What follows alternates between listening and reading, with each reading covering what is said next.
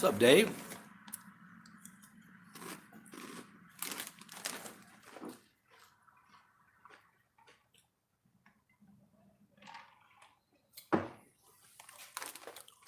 What is up, Tom?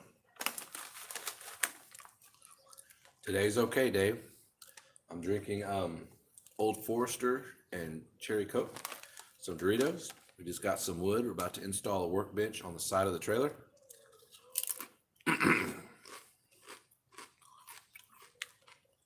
Vikings and Eagles. I think that's football, right? I'm not a sports person, but I think that's football.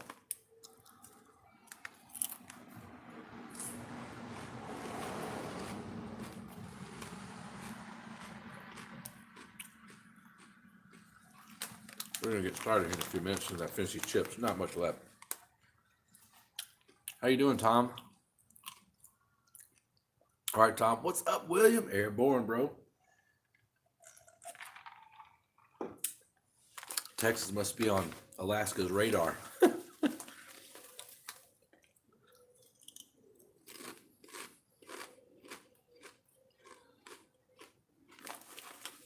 Oh, what else is going on?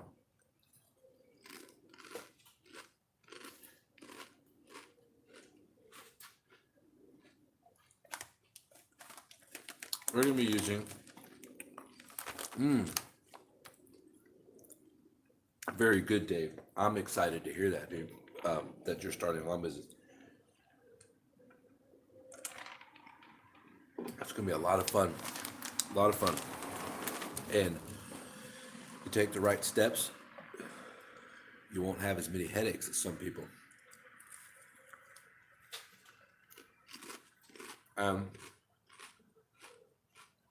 It's okay to get some headaches because that's part of growing and learning. So, any way I can help you out, I'd be glad to. I do have a bush I need to trim today, and I was going to use my Craftsman 60-volt hedge trimmer because, I bought it and I haven't done a video on it yet. But I was going to trim these bushes here. Check these out. Are these gnarly or what?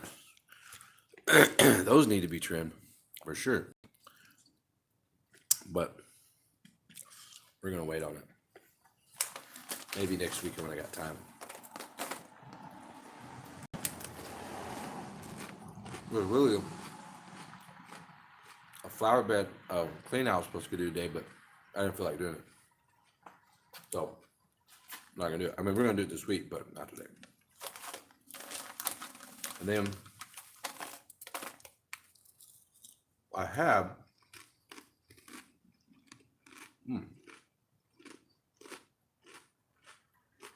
chips are not laying down, they're standing up and jabbing like guns.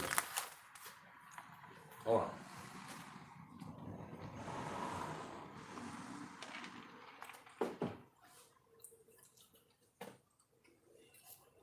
I went and did a landscape estimate Friday morning. Looked at everything.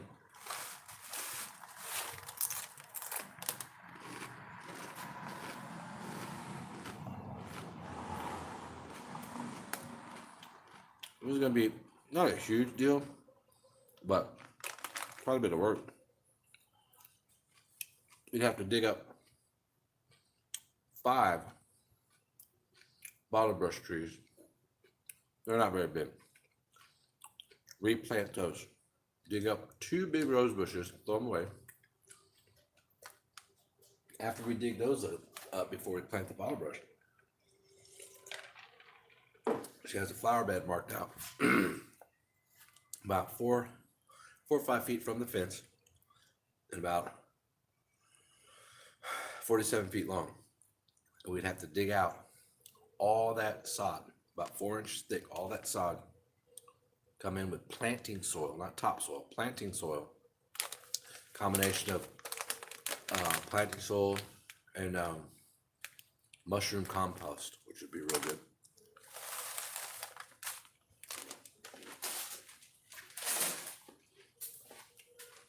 Then plant those 5 bottle brush, set the stakes in the ground because they're still young. Then you have that support. Then there's another flower bed about 20 feet long, 2 feet out. Same thing, dip the grass. In the front of the house, there's a big oak tree. You'd have to do some climbing a little bit, get the branches off of the house. So I looked at everything. Then, yesterday I didn't get the estimate to her like I said I was going to. I text her today. And after thinking about it, I just didn't want to do it. So I just told her that, hey, I've been real busy, helping my wife with her treatments with MD Anderson, which is the truth, and that I just didn't have the extra time like I thought I was going to have to go do that project. Plus, all the guys I use in the wintertime are already starting their wintertime jobs. That part's not true. I don't have any guys. I have people who I could call, but I don't want to do that. It's kind of like when new people call. Here's a crazy thing. When new people call for lawn service, like I'm so picky on who I want to cut grass, right? So here's my process to eliminate and weed out the ones that I really don't want to do it, but being nice over the phone and customers don't have a clue. You answer the phone or you call them back. I hardly ever answer the phone. Hardly ever. I normally call back on voicemails. But right afterwards, hey, I was just getting in the truck, loading the truck up, and I couldn't get the phone fast enough. Hey, what's up, Scott? What's up, Lim? Off grid 365, Joe. So here's don't be terrified of the tax stuff, Dave. That's nothing, man. That's easy. So just got to be organized in all your stuff. All right, so customer calls, I call them back, right? Hey, this is Kevin with Texas Veteran Lawn Service. I just missed your phone call. Got your voicemail. How can we help you? And you already listened to the voicemail. It covered all the details, So you just say, hey, I got your voicemail. How can we help you out? Okay, and then they say, well, we got, or generally they'll start talking, right? Well, we got this house we need to get cut, blah, blah, blah, blah, blah. Okay, so you say, well, and if you don't know where they live yet, like what neighborhood stuff, you say, well, I wanted to call you back because, I wanted to call you back, but also wanted to let you know that we're pretty booked on our schedule with all the customers that we have. And depending maybe what neighborhood you're in, maybe we already have customers in that neighborhood, we might be able to, put you on the schedule. We'll see. What neighborhood are you in? You see? So that right there, that's a nice way of saying, well, depending what neighborhood you're in, I don't really know if I want to jack with that. So they say, oh, yeah, sure, no, I totally understand. So they say, well, we're in a neighborhood, whatever. Now, if that's a neighborhood you don't like, well, okay, we don't have any properties in that neighborhood. I was hoping you lived in a neighborhood where we already had some properties, because then we didn't have to travel much. We just squeeze you right on in. Anyway, so that's that. If they are in the same neighborhood, all right, because generally you only work in neighborhoods that you like. Generally, most people. If you don't, and if you have access to other neighborhoods, try to only work in neighborhoods that you really like, because generally a lot of the properties will be in the same decent condition, or shitty condition or whatever, or maybe it's a neighborhood closer to you and you want to do that. So once you figure that part out, then they say, oh, okay, yeah, we do. We have some houses in that neighborhood. So you already know, like if I know what neighborhood, if it's a neighborhood I have a house in, I already know what the neighborhood's going to be like anyways. So like I say, okay, well, cool. Well, is it a regular lot or a corner lot? Then we go from there. And then, those prices differ as far as the minimum. That's okay. When was the last time it was cut? Well, it was cut 2 weeks ago. Add a week to that. And then say, okay, so it sounds like it's probably ready to be cut. Yeah. Or they say, or they go, and when you hear that, you'd be like, sounds like it should have been cut last week. They'll say, yeah. Like, okay, so it's going to be a little overgrown. Don't give any definite price. Just say your minimum, and it's subject to change. When we take a look at it, it just depends. Once you say that at least twice and they understand that, and generally, it didn't go in one ear and out the other. So, then you'll know, okay, I got another property I can bring on board. So you kind of screen them saying the right things in the right way, So if it's a neighborhood that you really don't do work in, well, you say, well, I don't really do any work in that neighborhood. Or if it's a neighborhood that's right next to the neighborhood you already do, and you're like, man, I don't really want to do that neighborhood. It sucks. Well, that's a nice way of also getting out of that by saying it the other way. So plus you get a feel for the customer. So like if a customer calls and say, man, you should answer, every call you don't answer, you miss customer. Not true. 3 years ago when I started, 3.5 years ago, I used to answer every single call and I used to call back the calls that I missed. All right. The reason I don't call back, okay, if someone calls and they don't leave a voicemail, and I know it's a new customer, I'm not going to call you back. I don't chase you because that tells me they don't have the patience, you know, or the respect to leave a voicemail, or don't really give a shit. They want a $25 job, whatever. Okay, so I don't want that customer.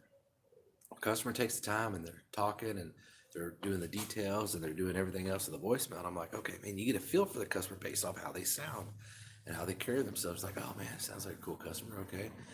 Or in the voicemail, it tells you, hey, we need this, and this. You're like, well, man, I don't do any of that shit. You know what I'm saying? Then you can call them back. You still call them back. Anybody who leaves a voicemail, you still call them back. Even if you already know the answer is no, you're not going to do their stuff. Still call them back because they appreciate that. Because they think, okay, hey, I just left the voicemail, they're going to call me back. You don't call them back, like, man, call these motherfuckers. They don't call me back. Because a lot of customers who call me and I call them right back, or I answer the phone or whatever, they say, man, I'm so glad you answered because I've called 5 other customers or 5 other companies. No one will answer the phone. And when I leave a voicemail, no one will call back. And I said, well, we do things a little different. Anyways, let's answer some questions. Then we're going to get started. Make sure you're parked when you use that workbench on your trailer. I'm pretty near killed myself working off mine. Well, I don't think it's going to be the workbench that you think it's going to be, Joe. I guarantee you what I'm about to show you guys, I haven't seen anybody else in the industry have, but it doesn't mean it doesn't exist because, some people like to save money and do this. What I'm about to show you is a homemade way. It's a good way. It's bolted down and safe, and it doesn't move. You're going to like this. Every time I see it pop up, like, man, I should be doing way more work than I'm doing. This is HOA. We are here to notify you of your bushes at the front property. Please trim the suit. And you have some trim and charge you an expense that's $1,500. That is no shit. How's the hot weather? Actually, Lim, this morning, bro, it was like 67 degrees, right? Yesterday it was in the 60s. So yesterday I was working, cutting some grass, low 70s. Right now it's 76. I think it's 76. I went to Home Depot and just came back. Contemplating of my minimum will be 50 at most properties. What are your thoughts? Absolutely, bro. My thoughts is, man, go up in price, go up in price. Fuck the $30 rate. Fuck the $35 rate. Fuck the 40, fuck the 45. Definitely $25 can eat a dick. You do not need to do any of those low prices. Okay? Raise your minimum. And when you say minimum, you have to let the customer know when they call, okay, hey, like a minimum for a corner lot, minimum for a regular lot, your minimum for acre property, a half acre. Okay, if your minimum for acre is 120 like mine, minimum half is going to be 60. And you say minimum, so don't lock it in. Okay, yeah, you're looking at $70. Complete that sentence. You're looking at a minimum of $70. It may go up depending on what it looks like when we get there. You understand, Mr. Customer? Yeah, all right, cool deal.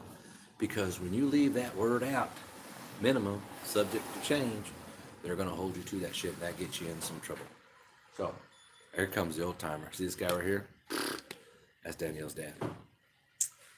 And anyway, so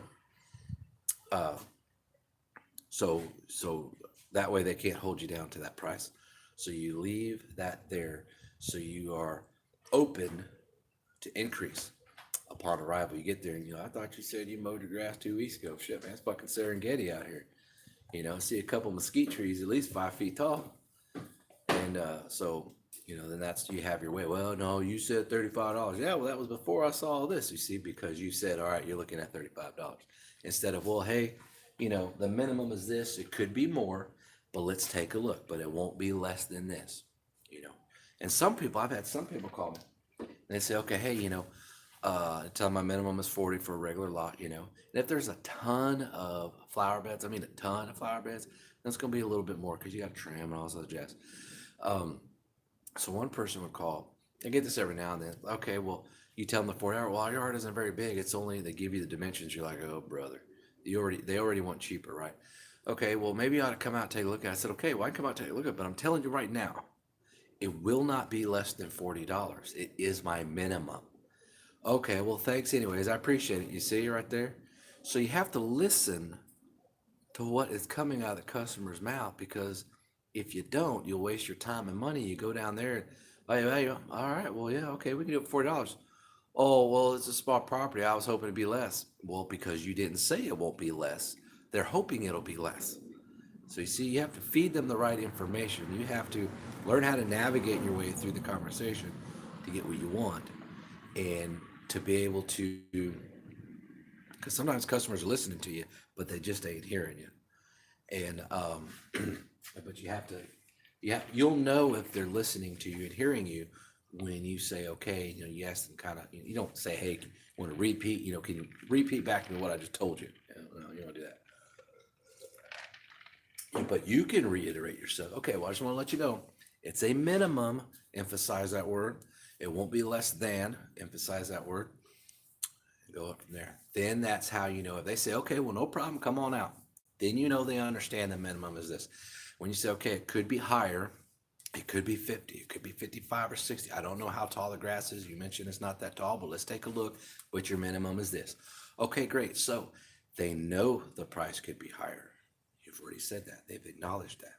So they're open to that possible of change, right? So when you say, all right, looking at probably 40, you come in here, oh man, you're looking at 65. 65, you said 40. Because you didn't mention the other words. You see what I'm saying? All right. What are the questions? What's up, Lim? Truck's coming along pretty good. We have 2 projects on today, but we're only built. What are you staring at? Well, you motherfucker, we're gonna watch you smoke a cigarette, guys. This is what an old timer looks like smoking a cigarette. Yeah, we're live video, and we're about to do this project on this trailer real quick. What's up, John? Appreciate the offer, dude. What is the name of those bushes that need to be trimmed? I don't have no idea. They're called bushes. I don't know the names of anything.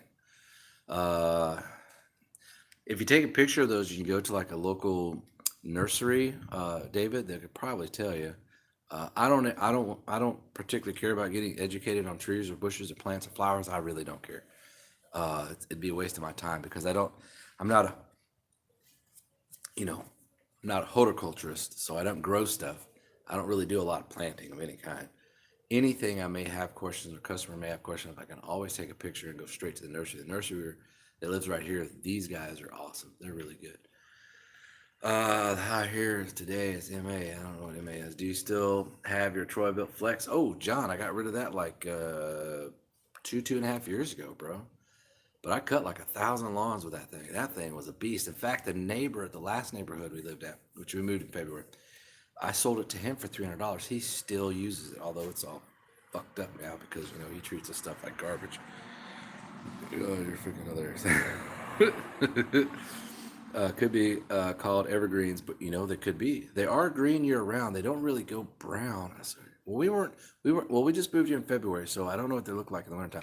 Anyways, to hell with that. All right, guys, let's get started on this damn trailer. I'll show you guys what we're going to be doing. You know what that tool is right here? Which one? A tape measure, I think. Now, yeah? 1/2 inch, 1 inch, all you need to know. Okay, guys, so check this out. I know, right? Isn't that awesome? Okay, now right now the board's just sitting on there. Okay, now who was it? Dave or Lim or somebody mentioned. Let me go back here. Oh no, 365, I think it was doing your. Make sure you're part. Yeah, Joe. Joe was saying, okay. So the cool thing about this, stop focusing.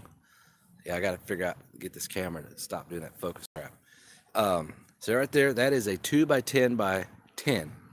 So what we're going to do is it's just sitting on the fender and the light right here. So what we're going to do, and let's get you a little closer so we can tell you a little bit so you can see. All right. So you could tell that we're up here to the edge, right? That's as far as that goes. So you have about 2-inch gap. So once we get it squared up, okay, once we get it squared up to where it'll slap in right there, we're going to draw a marker line. Gonna come back 2 inches. Draw a marker line. Marker line. Check this out. Our circular saw, it's about an 1/8 inch. That's what this is right here. You draw that out 2 inches on one, and then you go ahead and cut this. It'll slide right in. Now, there is this piece right here. So we're actually going to come up above this. What we'll do is we'll put just a small piece of wood that this board can set up on. And before we cut this, we're going to put our hinges in. Now, our hinges are 10 inch by 10 inch, and I believe they're 1/4 inch. So they're heavy duty. They can handle a lot of weight. So we'll do one here, one here. We don't need any here because it's going to be resting just pretty much right here.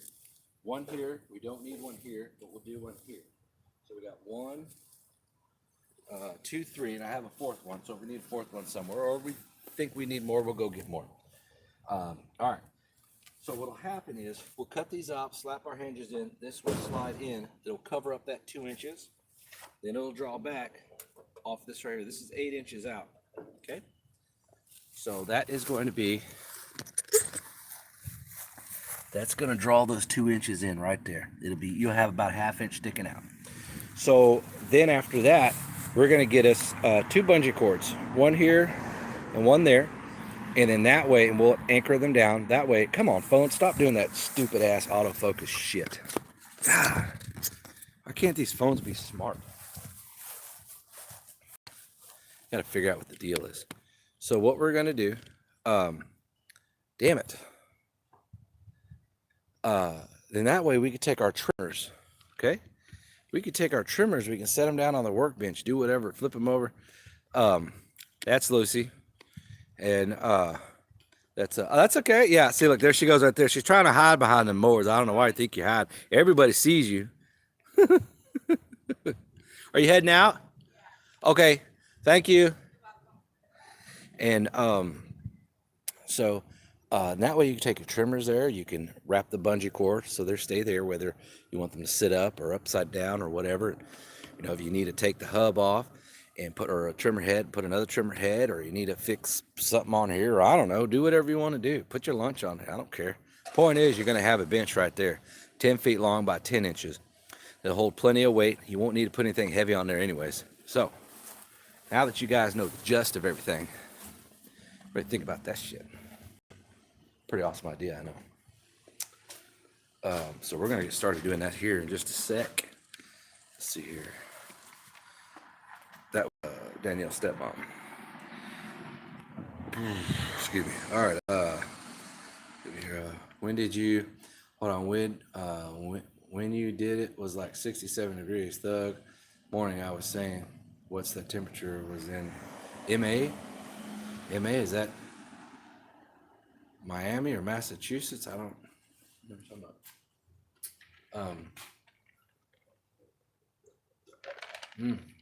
It was 60s yesterday. That was pretty nice. All right, first thing we need to do is hinges. Hinges. So we're going to use these hinges right here. Okay. So these are 10 inch by 10 inches, pretty heavy duty. These are zinc plated, so they should help with the rust. They had galvanized, but they were like $2 more. And it's not really going to matter too much. It's just a fucking trailer, you know what I'm saying? It'll be fine. I guarantee you these brackets will outlast. I won't have this trailer long enough for it to fall apart. So I generally get a new trailer every couple years. So anyway, and next year we might even go, that's a 12. We might go 16 foot because I might, I don't know, but I might purchase a Walker collection unit. Oh, check this out. So Walker just came out with a new motor for October 2019. They just came out with another, it's like another B series, R series, R23, R something like that. Comes with a 42 or a 48 inch side discharge deck. And here's the cool part. It's belt driven. The deck is belt driven. It's not no PTO, so it's a lot cheaper. It starts the starting price is just under $6,000. I'm like, dude. So I'm excited about that. I may buy another one of those because I really like this B23. What I could do is run a B23 with a 42 inch mulching deck. And then I'd have the 48-inch side discharge and a 36-inch side discharge. So I'd have two B23s, which will both fit on the trailer. And if I run a 42 mulch deck, you know, the front yard is really what people would care about. So it would mulch it up good. Although my vented shoot blocker runs really good anyway. So I don't know. I get excited when I see new stuff.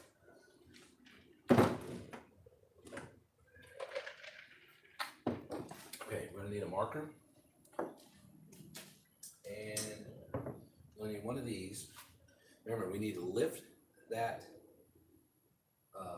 board up with something. I have an idea with what.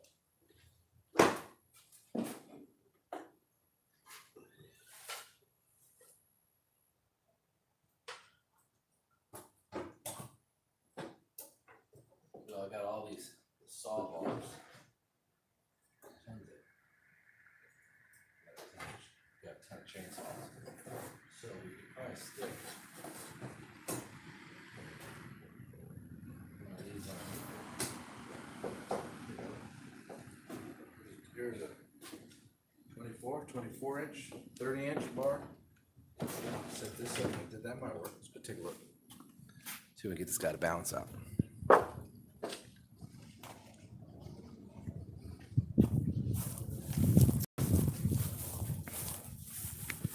Let's take a gander.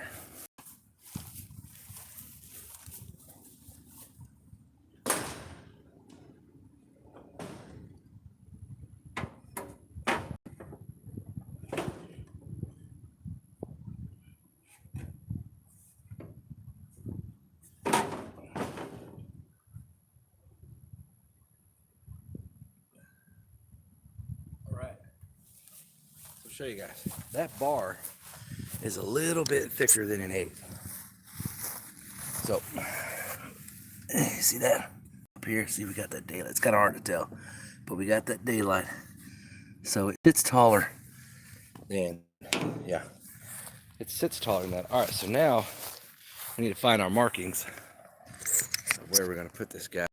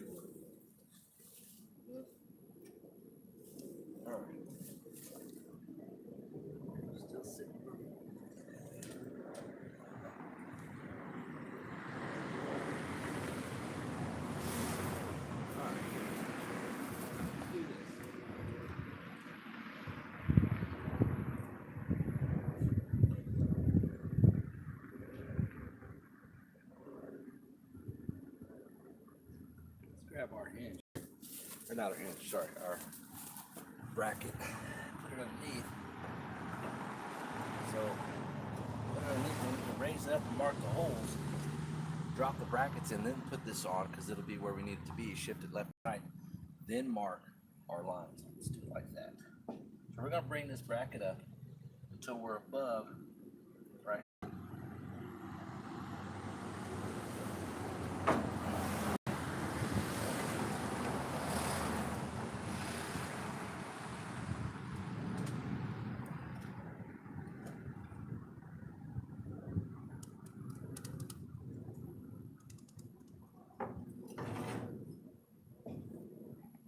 You only need one hole for this bracket anyways to hold. Let's drill that hole, get that bracket in place, put another one down there, then we can line up the rest of them. Then we'll mark our holes. Hang tight. Let's go get drill and some bits. You know, I got another video I want to do with you guys. You ever heard of the drill doctor? The drill bit doctor? The drill bit doctor is a machine for your shop where you can sharpen your drill bits, and I've used it and it does exceptionally well. I've been real happy with it. I just need to do a video.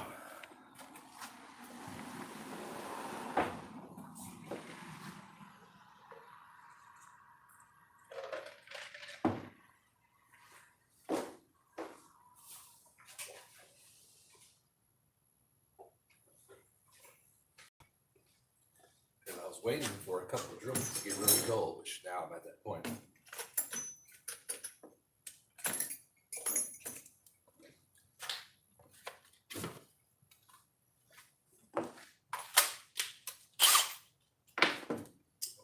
Make sure the right drill.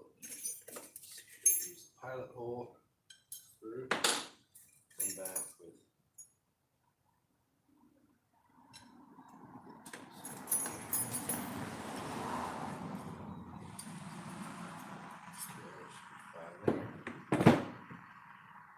Good. We need some bolts, nuts.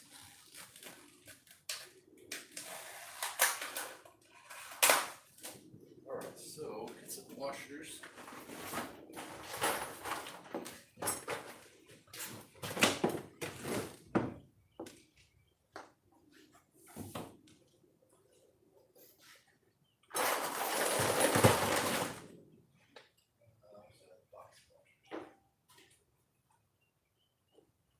I got more than that. Where'd they all go? Box them.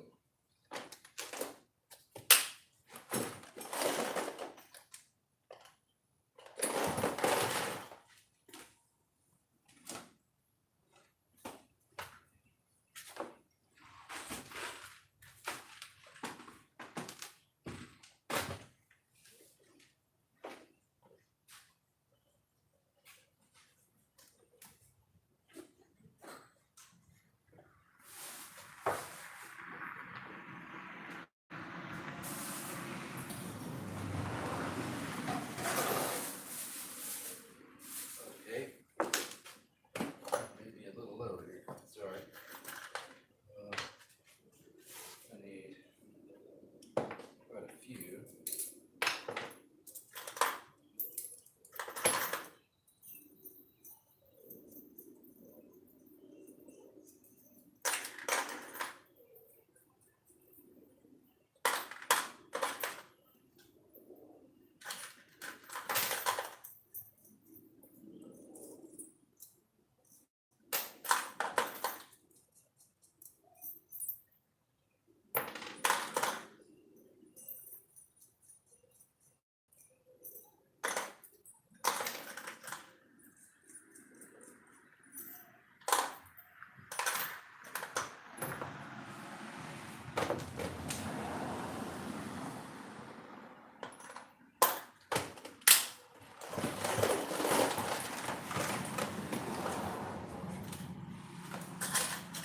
Maybe it's these lock washers I was thinking of.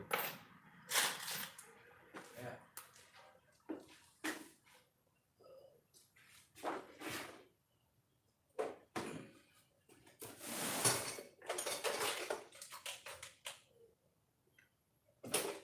All right, we can always go get more washers. No problem. So we got these here. We got our lock nuts. Okay. Run this in there, this in there. Lock washer. And then a lock nut. Lock nut. Okay. I'll get started on that one then. In the socket.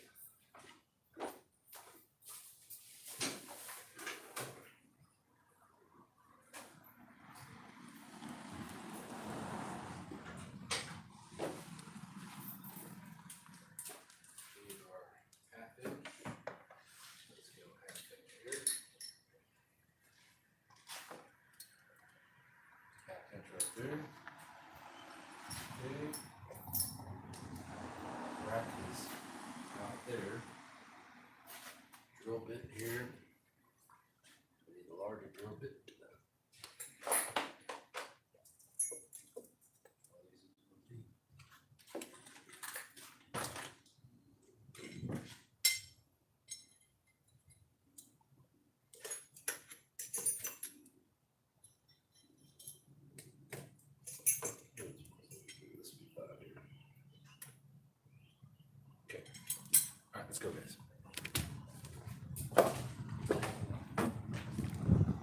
People looking at you like you're retarded because you got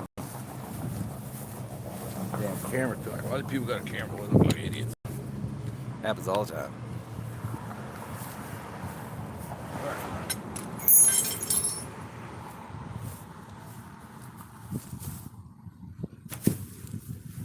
Need this. Alright, so we got our pilot over here.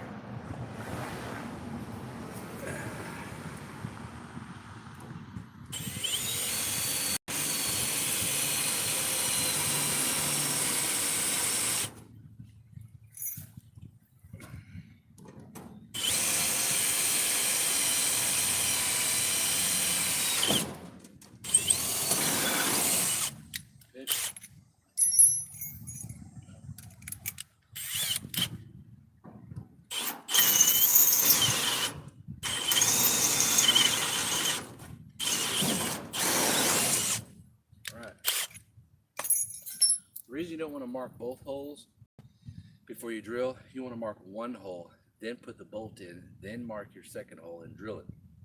Because tap the hole while it's bolted in, that way you ensure a perfect fit every time, or a perfect fit on that second hole.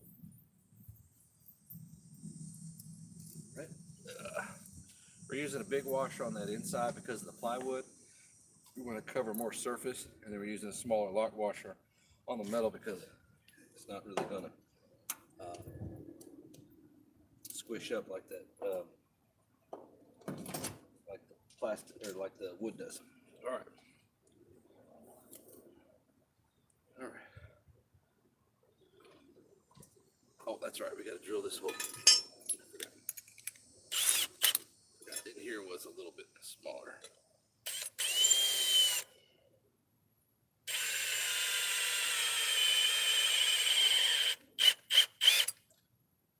We're going to have to put this in the vise and drill out these holes, but you're not going to need all of these holes here. You're just going to need the bottom one, this one, and you can go here and then this one. So you want 4 for each one, but you don't have to do all 8 holes. So let's take this guy with us, mark our holes, put it in the vise. So the vise I have, you could take on and off of the bench because, you know, I got to have my room. So we got 2 vices. This one is a smaller one of the 2. I cut out this little notch there. Fits that guy. Perfect. So we're going to do this hole.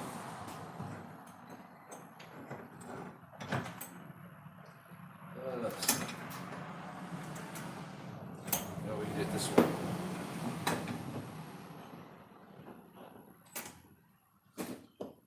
Have that rest on there, that handle.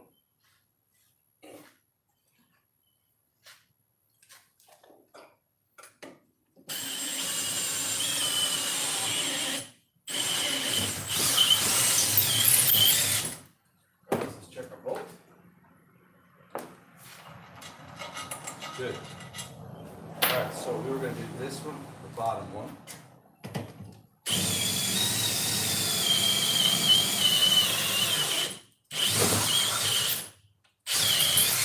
Okay. This one, oh shit, that's hot. This one, and these 2, okay?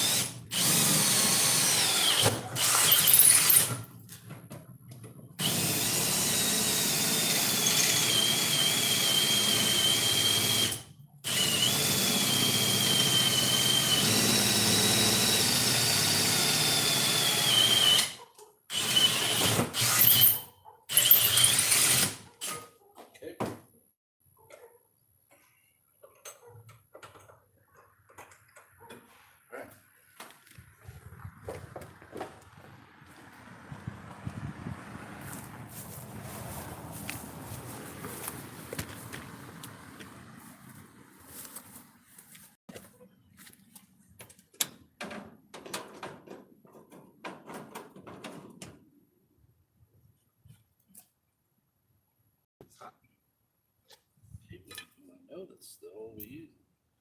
Or, oh, here we go. This is the one. Wrong side. They help when we put the washer in the right spot. This in the washer. Duh. Oops.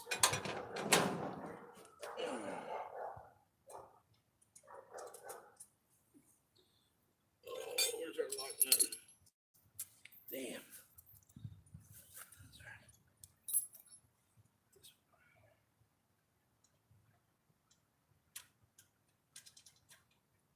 Okay.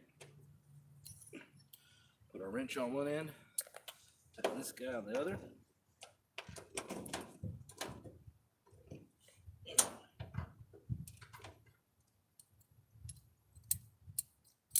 Oh, wrong way. Wrong way.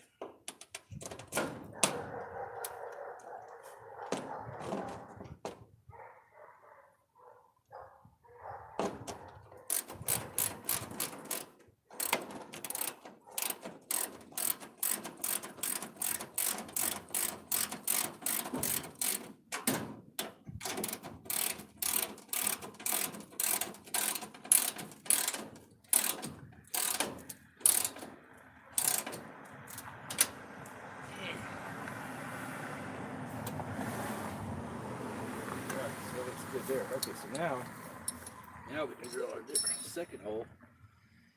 So we're gonna do it down here at the bottom, and then of course then we'll go here and here. We'll probably put one because the board's gonna be kind of heavy. We're gonna put one up at this top part, so it's actually gonna be 3 up here closest to where that 90-degree is, because there's gonna be some stress there from the board coming down, so that'll keep it buckled in that way. So let's go get the drill.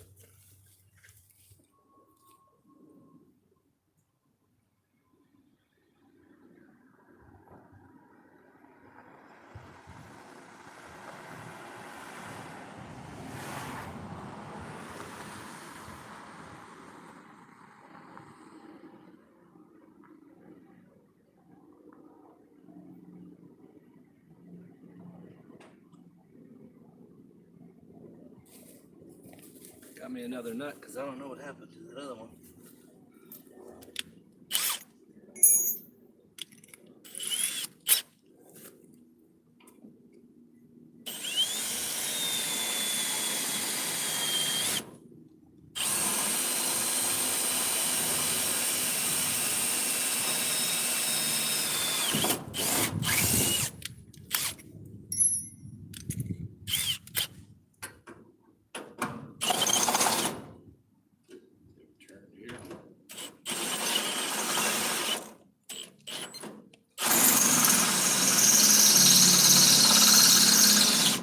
Careful, don't lean too hard because you're going to jab yourself.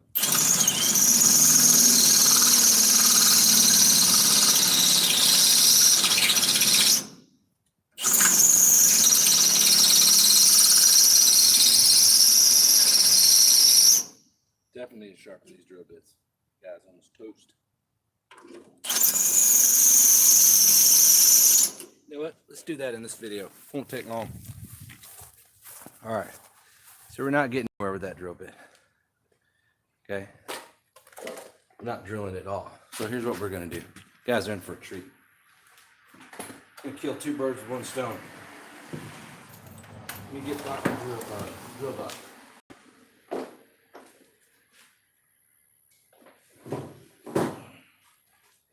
Okay.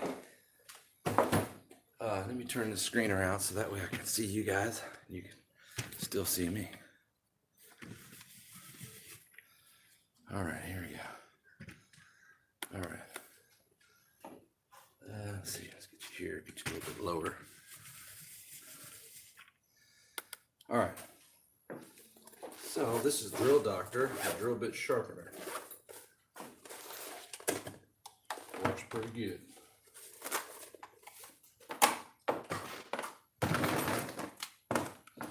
All right, it can do 2 different degrees. You can do 15 degrees, and you can do the 115 and I think 30 or 33. Sorry, 115 and 135.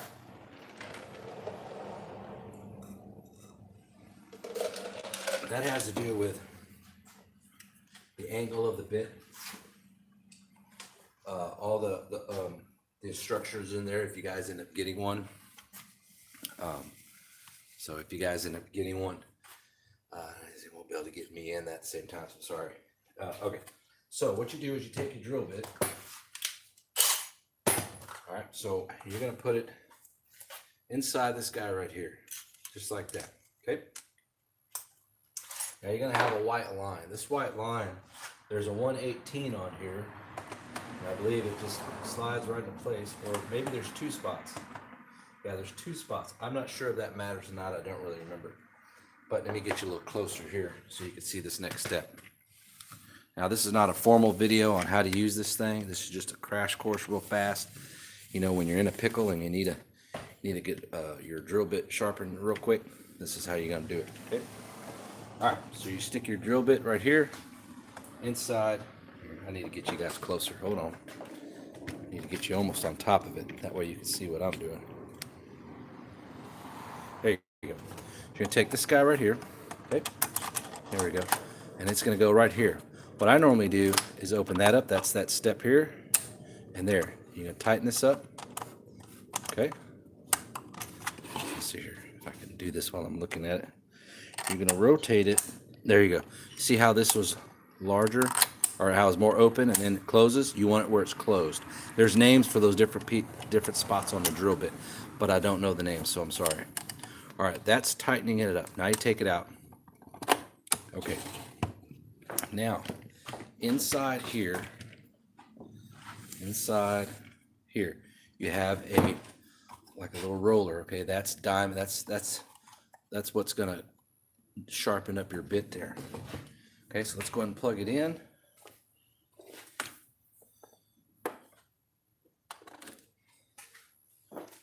Daughter's asleep, but she's gonna be awake now.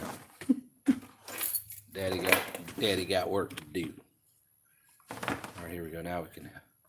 Here's my battery mod for my phone. Okay, so you're gonna turn it on. So also, this side piece here allows you to really put that crosshair, that point on that drill bit. So see how this is kind of oval, but it has a little lump over here and a lump over there. When this rotates in, see this right here, it rocks right there, okay? As you're turning this, see it rocks down and forward.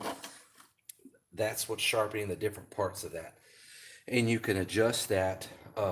Here you got the different degrees. Here's a 118. I think I said 115 and I meant 118. 118. And then there's 135. 118 for these types of bits seem to do really well. I've sharpened them 135. Like how they are on the package, and they don't drill for shit. So let's do it this way. Where's our on button? Here we go.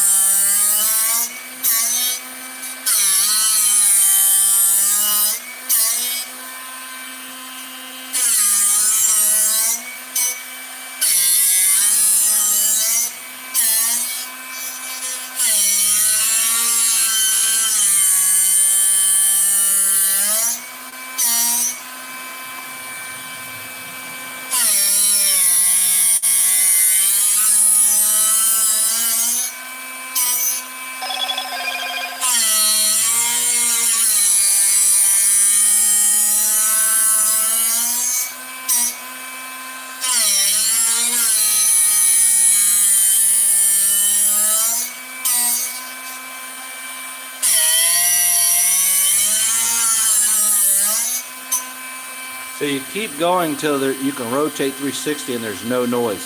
That's the whole point. it won't over sharpen past what you set it at.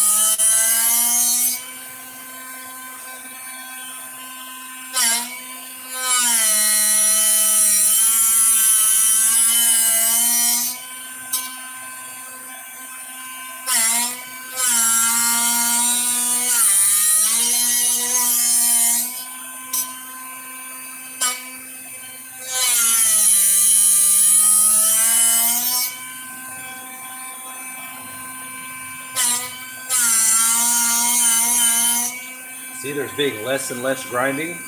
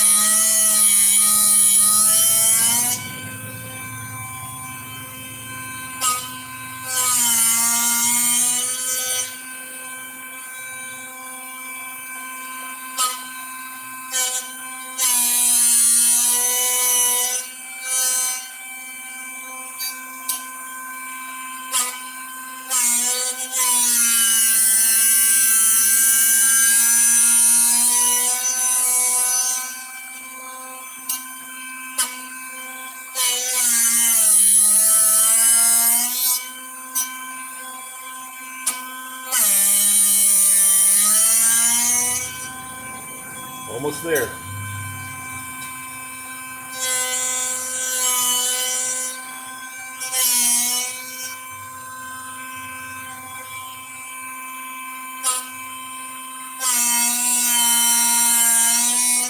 When you're done, it'll be like a brand new drill bit.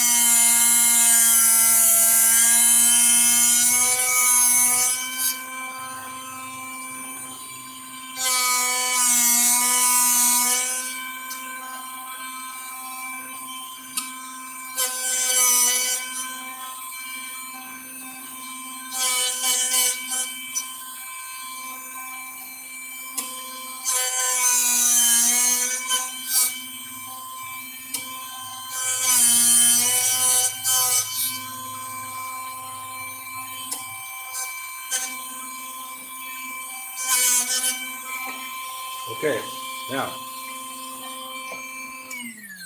look at that baby right there. If I can get it to focus on it. Right here.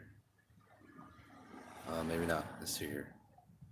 Look at that. Oh, that baby's new. Now, we're not done yet. We got one more. We got to put it down in here, okay? That's going to give you that crosshair in the center. And what that's going to do, that's going to allow that bit not to walk when you have it on whatever piece you're trying to drill on.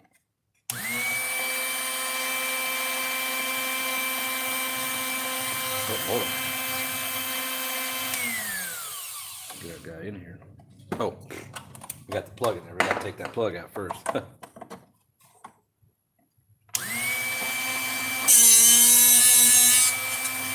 You rotate it. It goes in. You pull it out. This one you don't rotate like this one. You pull it out, then rotate it.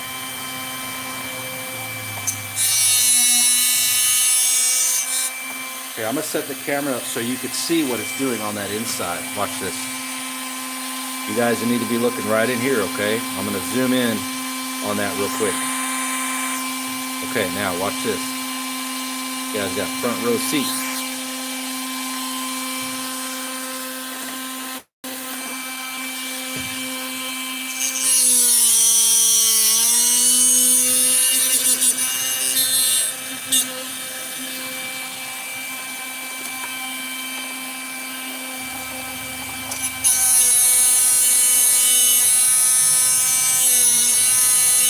You're pushing it inward this way.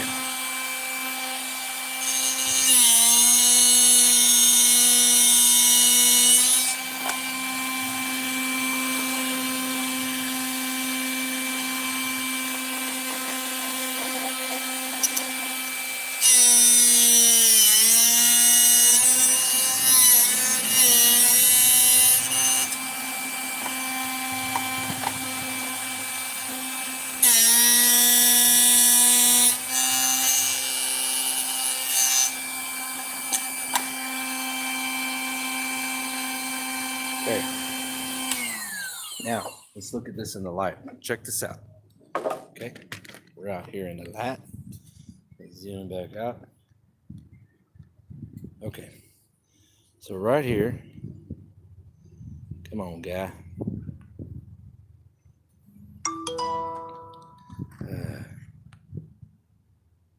Shit. Come on, you stupid. Okay. All right. So that guy is ready. See that little cross? Right there, I can't get to it. There you go. See that cross? That'll keep you right there, right where you need to be. That little pinpoint. See that little notch right here? That notch there, and that notch there helps. It takes out that roundness. It makes it more pointy. So this guy is ready to cut. I guarantee you, this guy's gonna cut right through that. So we should be good. I'm gonna put it through the other part of the drill bit one last time, just real quick. But I think we're ready. This is just a dust preventer to help prevent some of that dust from coming out.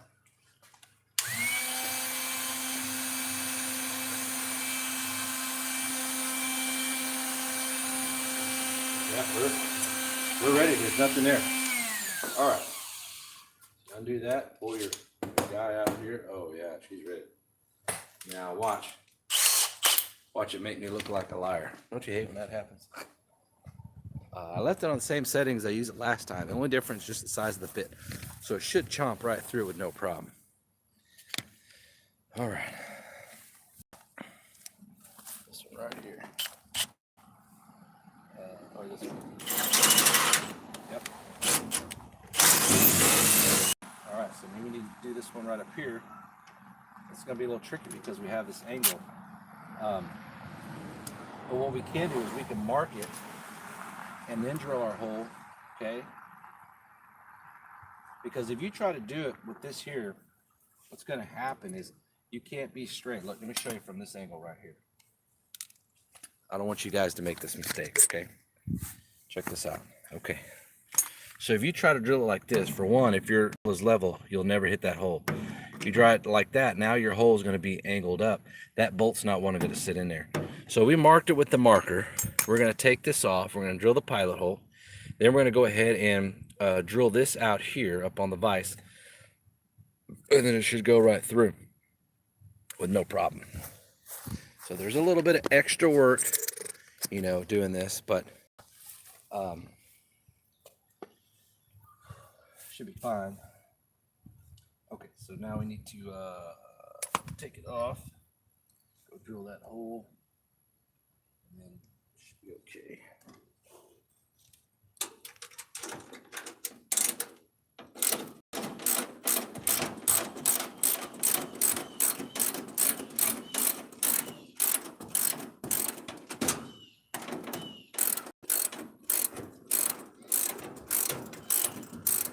I'm going to answer some questions here in just a second. I know you guys got some. Hang on. Okay. Oh, I think that's where my nut went last time.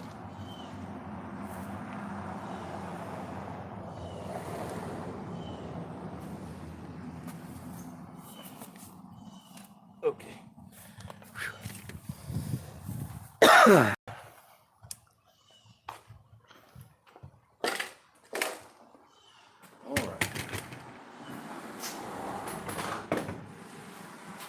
here. Hold on. All right. Sure glad it's not hot as balls outside. Just love that grind. I do. It's actually not a bad sound. This is how you put your bits in the hole, guy. Looks like somebody owns a drill doctor. What is this? Organize my parts so I can find them today. You're thinking that's how you know a lie. Hello, guy. What's up, Ashery? No, it never stops thinking. When you degrees, thugs, I was saying what the temperature was in. Oh, okay, I got you. Okay, guys, all right, check it out. So let's get back on down to working here. Okay, so we're done with the drill doctor. That's how the drill doctor works, guys. This right here was $150 or $60, but it's the drill doctor 750X. There's different levels of this. I think this is the top of the line model that they have. Maybe there's one up, I don't remember, but it allows you to have the different degrees to do a lot of different things in here. Each one has different features and benefits. I wanted to get the one with all the features and benefits, so that was this one. And the cool thing about having this little machine is, it's an investment because now you don't have to worry about, go and buy new bits.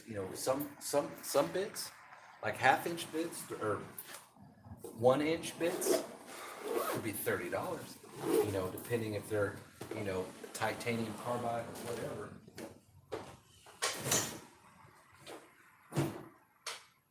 So this allows you to keep your bits, sharpen them for longer life. So why wouldn't you, right? All right. Oops. These right here are grease fitting caps. We're going to put these on all 30 grease fittings on the walker. All right, so put our lights back up. Okay, so we were going to do, let's see here, where were we at? We were this one here. Yeah, we were these two, so we're going to drill this one. All right. So that first one is our prototype, right? Oh, here we do it this way. So that means after this, we'll know where we need the holes. We'll do them on all of them.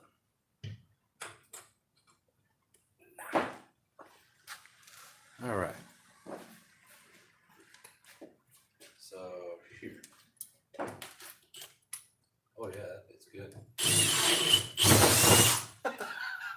Did you see that shit? Well, before I was taking some time, that one did a couple full rotations. That's it. That proves to you guys. Hold on, let me look at you with both eyeballs, not with one like some fucked up cartoon. That shows you the drill doctor works. You saw the drill bit, didn't want to. This drill bit did not want to drill through that stuff. It was tapped out. Okay. We hit the drill doctor. That took us maybe 5, 6, 8 minutes, less than 10 minutes. Okay, to do everything, all the right steps, the correct way, through and through. No shortcutting, right? Okay, so by doing that, we got a drill bit back in action again.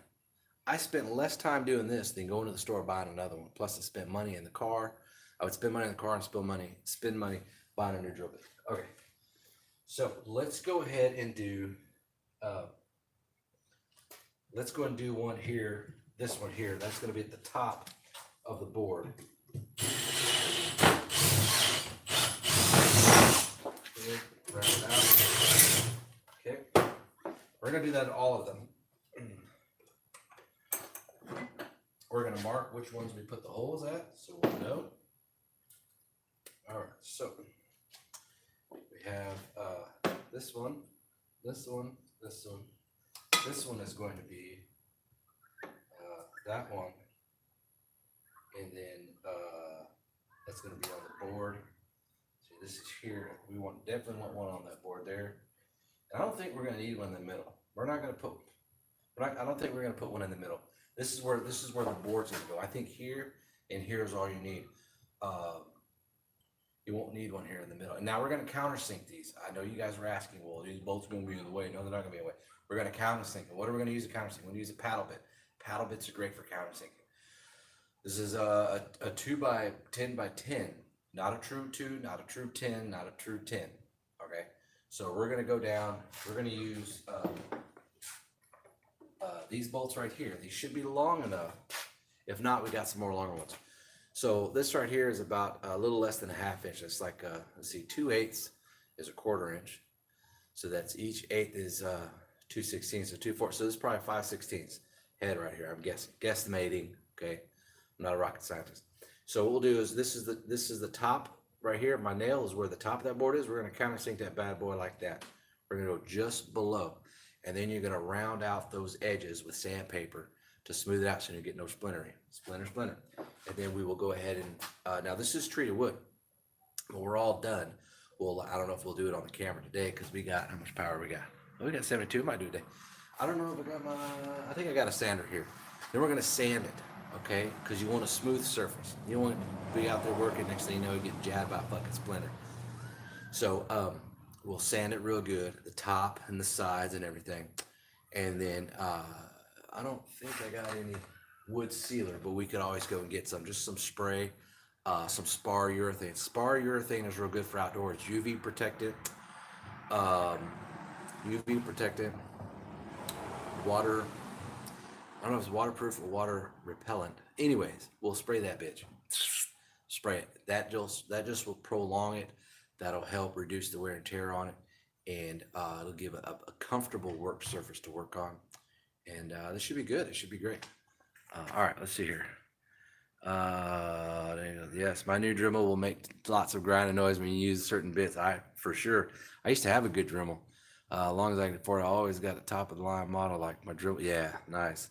Like to get a drill doctor. Eventually, I have a whole set of drill bits. That, oh, dude, if I lived in your neck of the woods, Ashery, you would come over to the house, or actually, I'd go over to your house. We'll get hot wings. I don't know if you people in Washington fucking eat hot wings and beer, and we'd be grinding them drill bits. Okay, so we need, just like this, we're gonna go this one, this one, this one, that one, that one. Just so we don't confuse, this one's already done. Okay, here. After we drill this, the process still a little slow as we're going on out there because we're doing things that we haven't done before.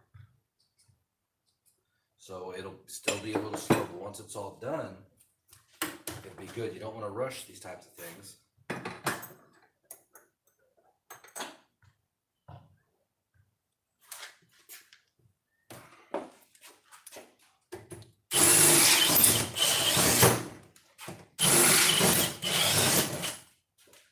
Probably go this way, just so we don't have to waste time, doing it and undoing it and things like that. This one.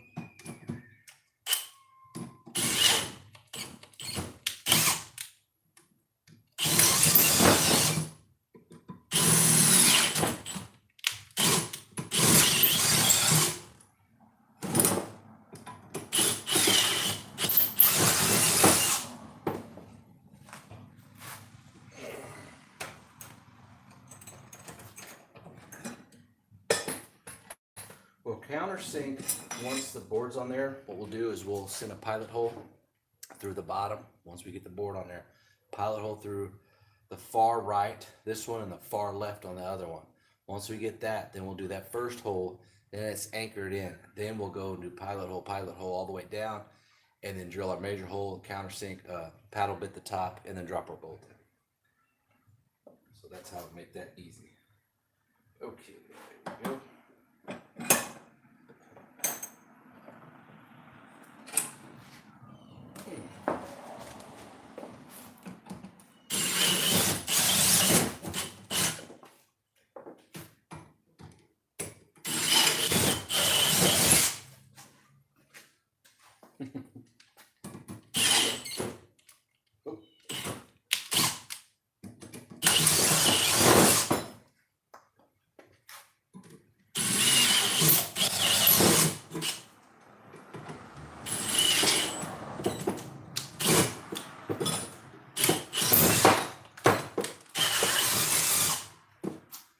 Drill is getting a little short on some battery.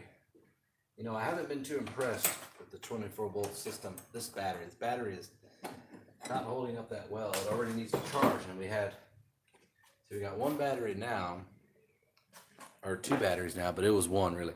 It was 3/4 when we started it. What we'll do is we still got this one here. This guy, guys, Bosch sent me this back when the Freak came out. I sent in a video and they said, how would you use your Freak, right? And so I sent a video, lawn service related, and they sent me one for free. I did a video on that on Instagram a long time ago. Anyways, this battery in this lasts a long time. I like the ergonomic feel, and it's an impact and a drill driver. So there are no settings, like you have on the Cobalt, but it does have 3 torque settings here. I did ask for what is the torque rating on each one. They emailed me that and they told me what it was, foot-pounds per torque foot-pounds, which I thought was pretty cool. Anyway, so on fully charged, more likely you could bust the nuts off of your truck tires. So that's pretty cool. But you would still tightening them. You would still want to stand on it a little bit, Kevin. Kevin, you home? Dana has prepared a couple meals. You want, dude? We don't need people wanting to bring us meals, to help out. We don't need meals necessarily.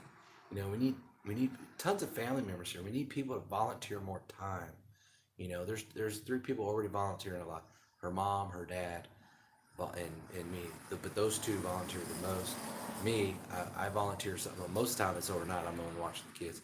And during the day I have to go and work, because if I don't, then we don't pay the bills. I'm the only one that pays the bills, or to make the money to pay the bills. So I have to make sure that when the work is there, I have to go. You could be a day behind, that's okay, but you still got to work there the next day. So in days that I have to go, like I need to take her to the hospital, but sometimes other people take her, sometimes the driver herself. So I balance that out the best I can without letting customers down. There's a lot of balancing act, let me tell you. All right, so the cool thing about this right here is it's a hex head. So when we use this bit right here, what do we have here? Hex head, right? So got a little collar. Get that little sumbitch in there. Done. So now we can charge this guy.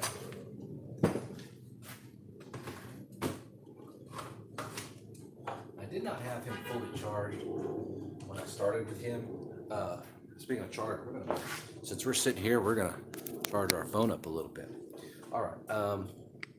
So let's go ahead and finish up some of these guys here. This one's done. These. Now the cool part about really, John Schmidt's calling me. Can't talk right now, buddy. All right. So the thing about this, it's an impact driver. So there's a piece in here that's gonna boom, boom, boom, boom, boom. I don't know how it fucking works, and sure as hell don't sound like that. I'm just telling you, it's an impact. There's something in there as it turns, it drives it to help give it that torque. Okay, it's not a driving action like this. It's a turning action like this. That's what really. I don't know how it fucking works. I'm just telling you. Okay, you can figure it out. So it's a little noisy once you push hard on it.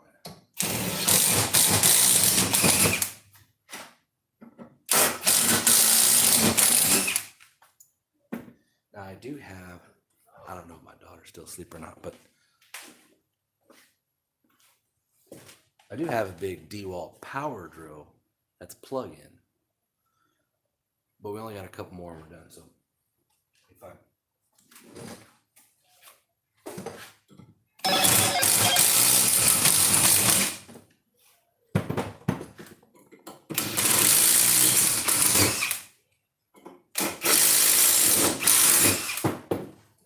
Double check all your holes. Yep. And we'll be fine on that. You hate to get, if you don't check your holes while you're there at the table doing all of this, where you're doing mass production of all the drilling, or if you're doing cutting, measure or check whatever before you start putting stuff on the trailer, because you get out there, and you're like, man, this stuff doesn't fit. And now you got to walk all the way back and do it again. So if you do it while you're here, then you only have, then you're done. When you get out there, you can just follow the next step. You don't have to backtrack because you didn't double check something.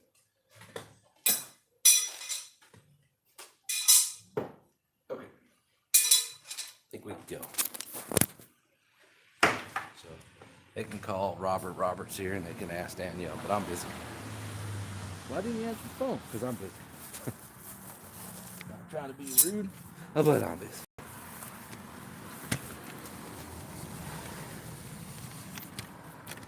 Okay, you know what? Let's do it on this side here. Sun's starting to be on this side. Let's check our battery. 69%. We're doing good. All right. Let's see here.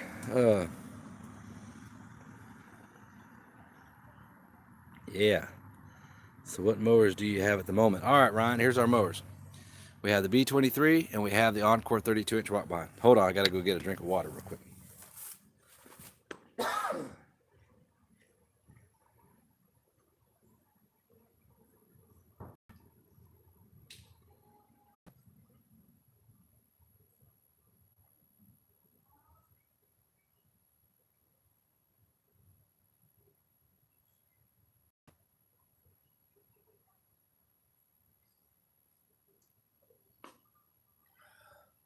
Oh, okay. You know what I forgot to get? I forgot to get the drill bit so we can drill that. Hold on.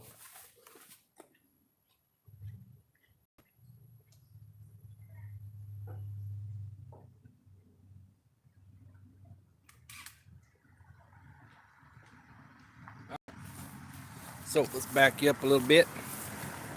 Back you up a little bit. Oh, this autofocus is stupid. Bear with me, guys, on this live because I'll have to try to figure out this whole autofocus thing tonight or something. I'm not sure what its problem is. All right. So let's go ahead and put this guy. There's our hole. Remember that hole right there we did? Put our pilot hole in there.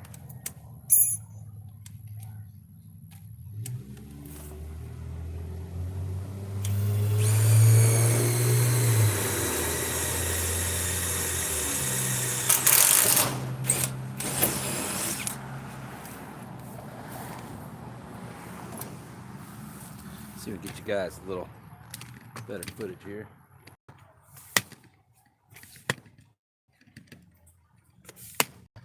It's like those family members, they live, they're nice and all, a lot of good. We have a lot of good family here. She does. I don't have any family here, but it's like we've been dealing with this since February with her cancer. You just now want to prepare food for us, and you're only doing that because Grandma Barbara, my wife's dad, made us homemade chicken enchiladas, and somehow you caught wind of it, and so now you want to fucking make some food. I don't know. Don't even get me started on that stuff, okay? Don't even get me started. It's all bullshit. All right. We got that little guy on there, that little jewel. Where's our little lock washer? Son of a bitch. I know I had you on here. Let's see here. My foot probably kicked it. So we got plenty of lock washers, so we'll just take another one off here. That's all right. All right. Put this on there just so it'll hold it in place. There we go. Now we can get this one put on.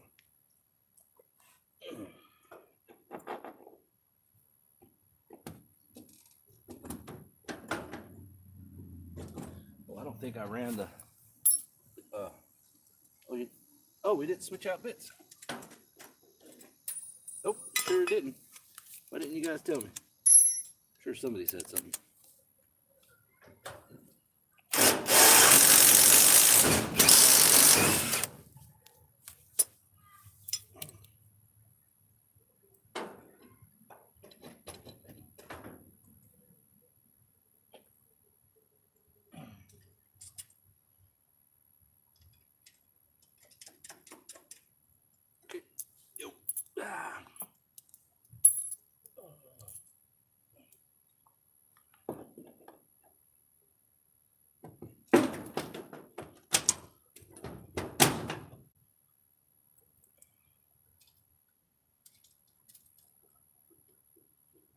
All right. Okay, now we can tighten everything. All right.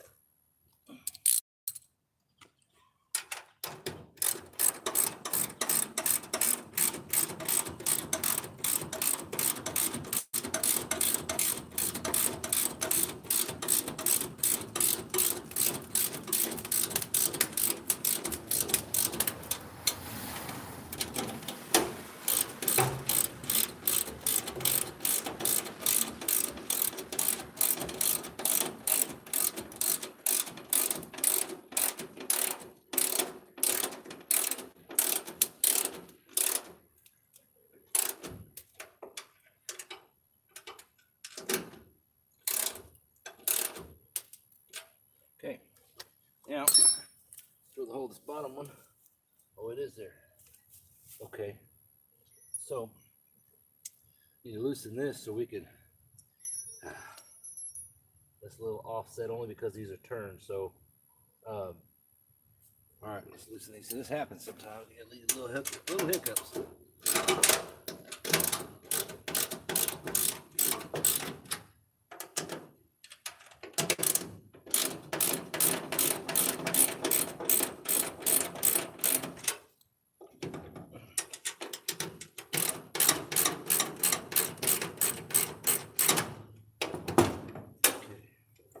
Alright, so what I might have to do is do this right here.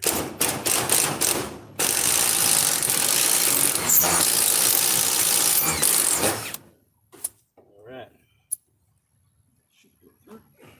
Oh, we're gonna have to get all the way down there. Let's see here. I can't reach it.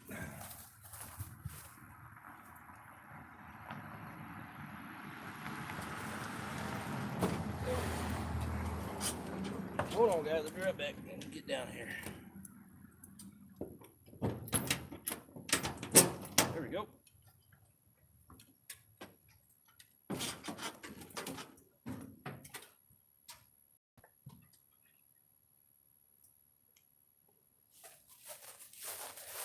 You guys remember me telling you about how I was going to be locking up the or the hold on.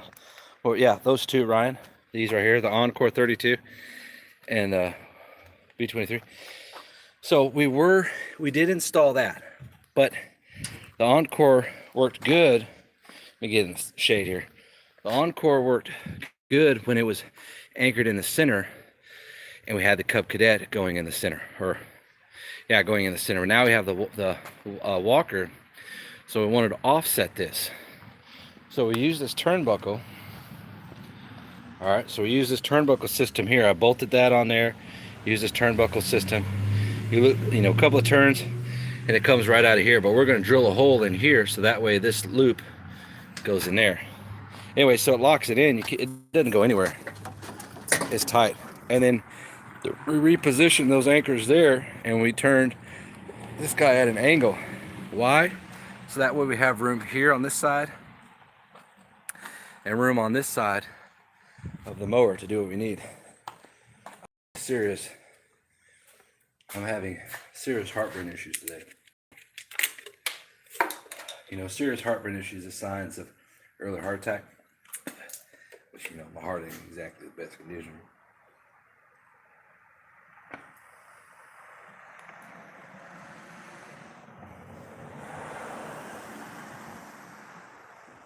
A lot of if you eat enough BS food, drink enough BS stuff, you know, your body tells you, hey, we don't need to be eating or drinking that. Okay. I have a new Cub Cadet. I got rid of it, Dave. I decided to keep my Walker because Walker came out with a new height kit. I like to think I'm part of that. Now the Walker will be able to cut, my series mower will be able to cut 5 inches. So I'm pretty stoked about that. Okay, guys, that's on there. We need to put the board back, and then put the board back, and then we'll see how it sets up on that bracket, and then we'll do the other one. We'll actually do the other one right here. We won't need one right here because it's going to rest just about the height of this. So we're going to put one right here.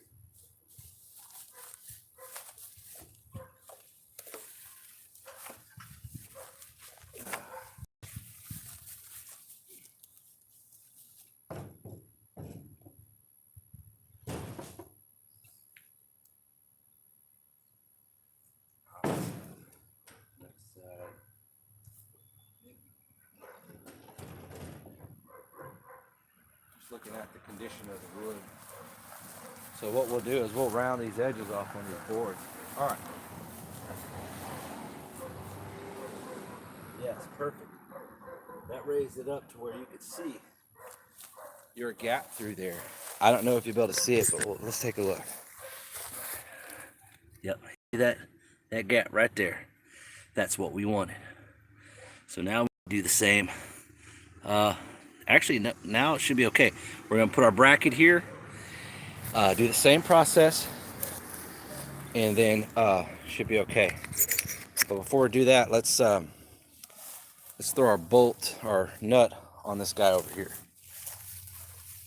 We'll get a washer, block washer.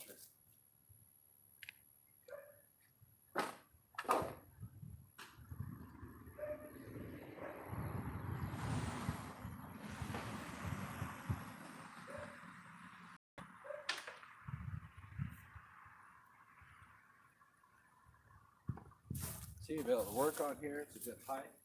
Take your trimmer off, set it here, do whatever you need to do, put it back up. It'll be good.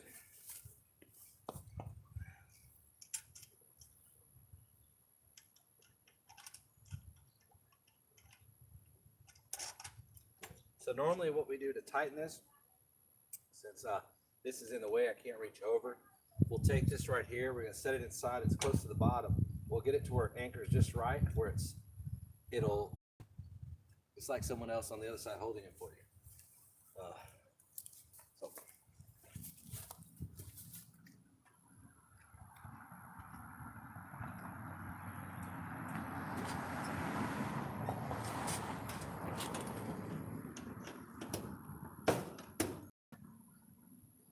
So it doesn't fall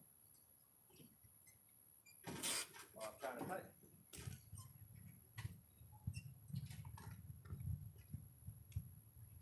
We can always get vice grips to hold it in place. Not the end of the world.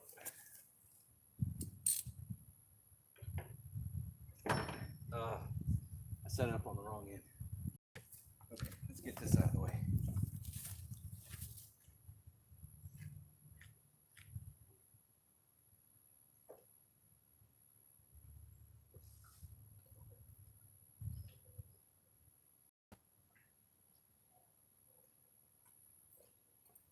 There's nothing wrong with the cubcadet. I was actually really impressed. See? So that's what's going to happen. We're going to have a little work. All right.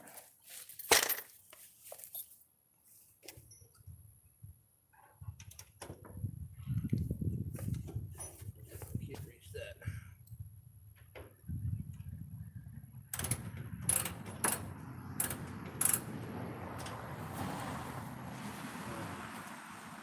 Might be able to reach it. You guys gonna look at my ass for a second.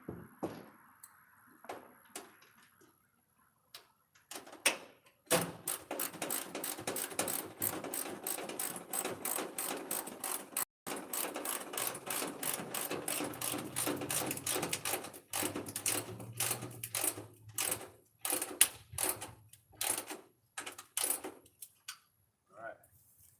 I know one of you guys is playing pin the tail on the donkey.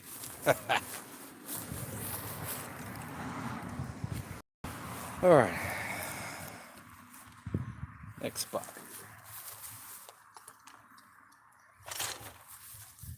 Same thing.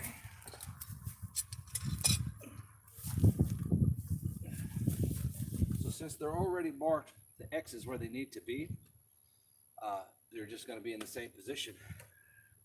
So.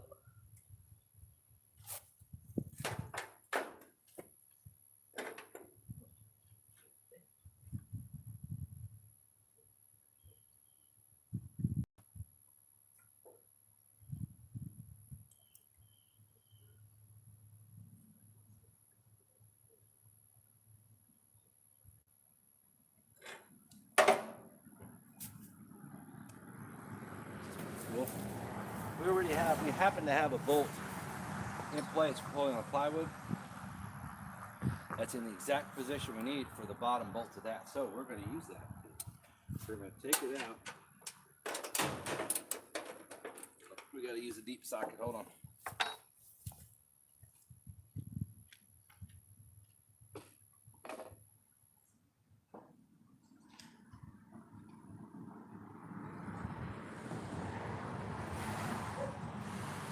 Sorry, I meant extension, not deep socket.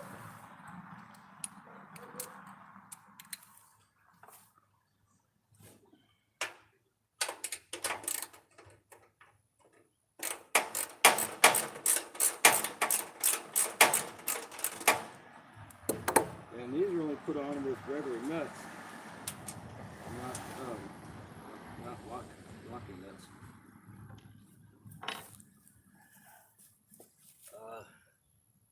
Should be long enough.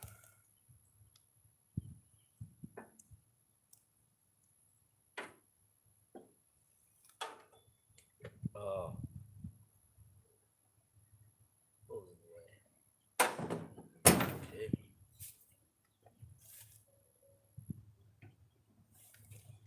Came through. Oh, just down there.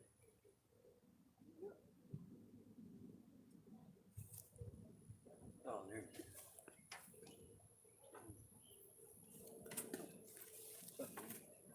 Oh, those are long. Yeah, they were wearing. Yeah, I saw it on the call.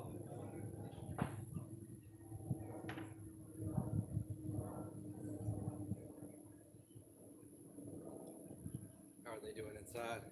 They're playing Xbox.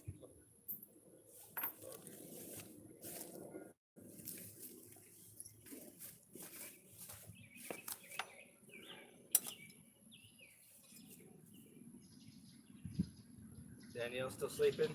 Yeah. Okay.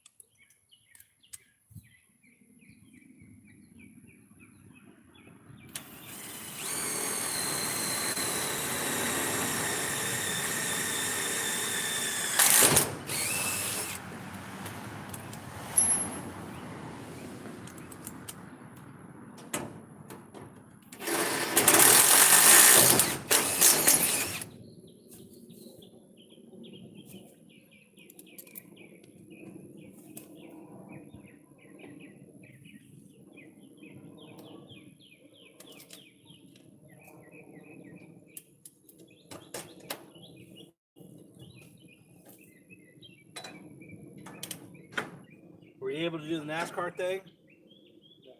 No. I know Danielle was going to try to find the app to be able to watch, to be able to find it, and then from there she could push it up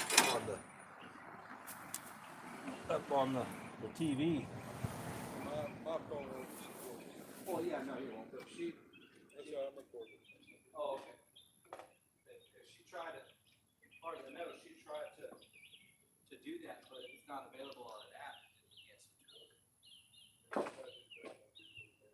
Oh, yeah. If it's not available to be able to get to it on your phone, then she can't switch it over to the TV. Fortunately, that's how that works.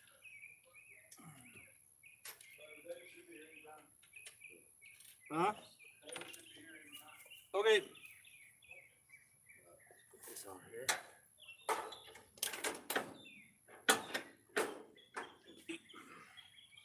So once we get these bolts or brackets in place, then we'll line up our board. Then we'll draw our holes, cut our circular saw, and then it'll slide in those 2 inches. Then we bolt the top down. So we're not worried about the position of that right now.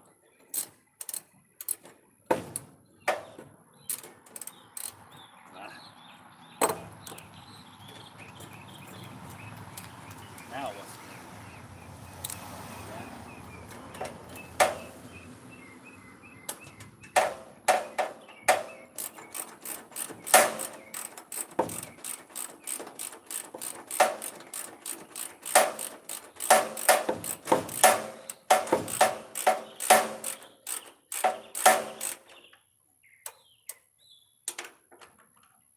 You don't need something better than a half inch.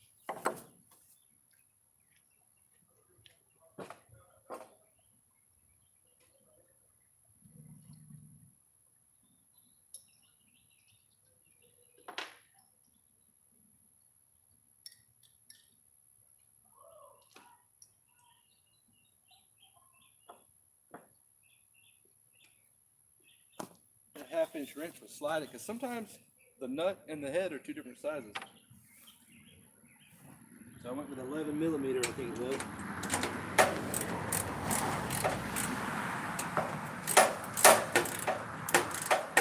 Okay.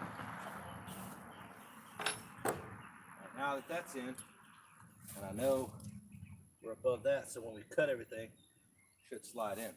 Now, see, 1, 2. Have one down on this end. There. And then here we have a gap. But see, here's the thing, guys. From there to there, there's a gap on one end if you flush it on the other end. So we got two options. We can split the difference and then run our bracket. If we split the difference, it'd be like this. It'll still allow us to put our bracket on there. And actually, we can move it down a little bit more. So it'll end up looking like, let's see here. Let me position you right here. Let's see here. It'd be like this right here. So it'll be flush on the end, and just barely, just on this side, just enough to put the hole. Or we can flush it down there and cut it off here, or flush it down here, cut it off down there. Let's talk about that for a second. All right. You guys understand what I'm saying? We can flush in down here and cut it off here, or flush it down here and cut it off there. Or we can bolt it to where it is, but you know, it won't be flush on either end. What's up, Rebuildable Ryan? How are you, buddy? Dave, I don't know. Just I decided to keep the walker and didn't really need the Cub Cadet, you know. And with Walker getting their new kit in that allows you to raise the entire machine up another inch, I think that'd be great. Anyways, guys, okay, so what do you think I should do?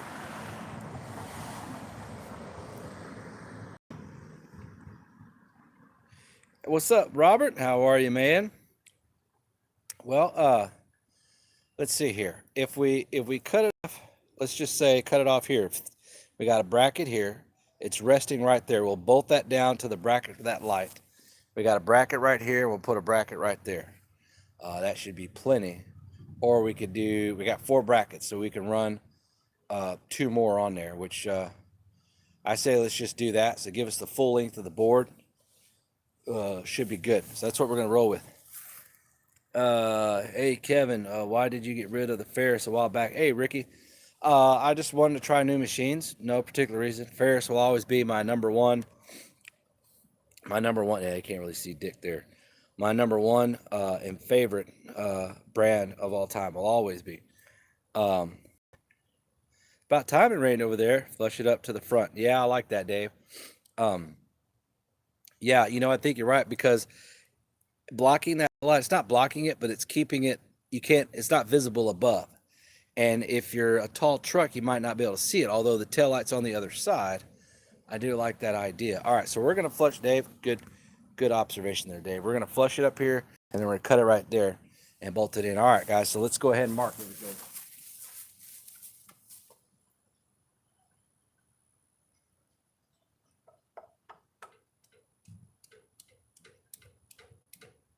Okay. Get our square.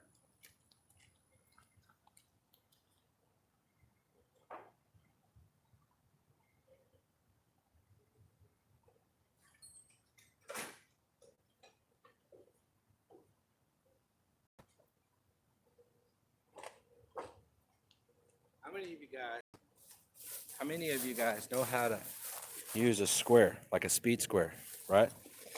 I bought this fancy speed square. Came with this book, okay? It's the little blue book for roof and stairwell layouts. It's got a lot of really neat, cool stuff in here. Dimensions, layouts, formulas, angles, all using this guy right here.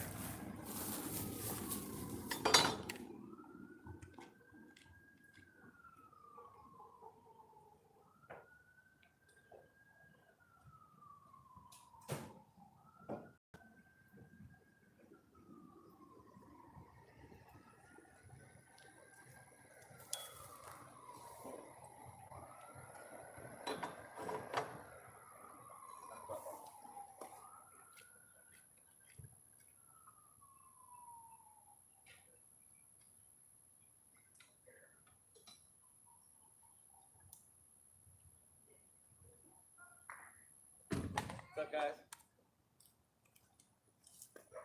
Just getting back from work? No, been here all day. Doing some Disregard the message I left you. Yeah, I did. I saw you call. I wasn't in a position to answer. Do the garage or the front? Yeah, Just drop them aside.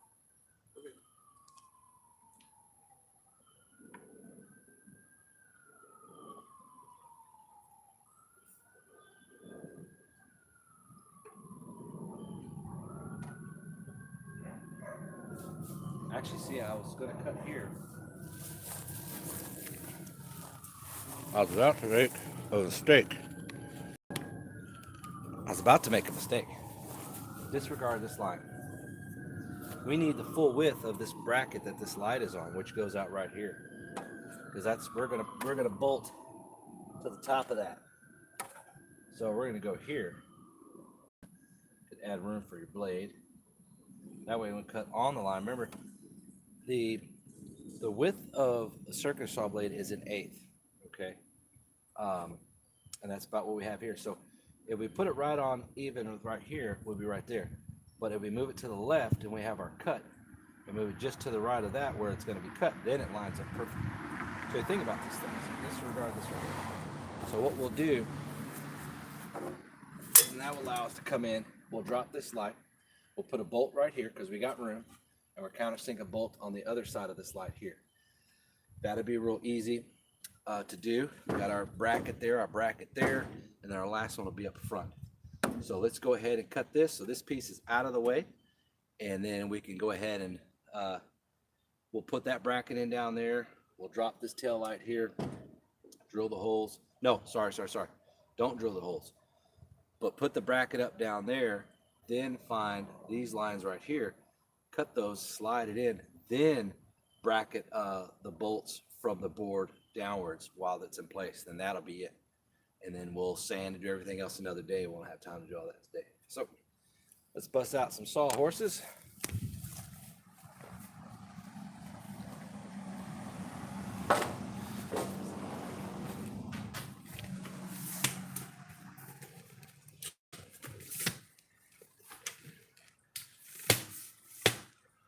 Tell you how to live your fucking life.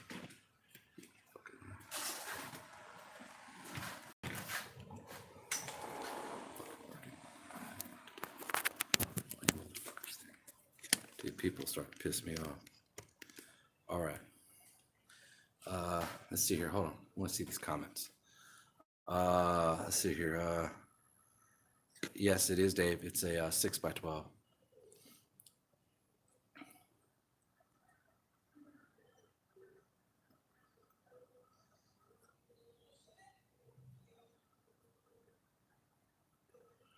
I will, Sensor. Also, guys, Sensor here, the Linux user, he is a teenager. So I'm just forewarning you, buddy. We do cuss in this video. Okay, so let's go get the sawhorses out.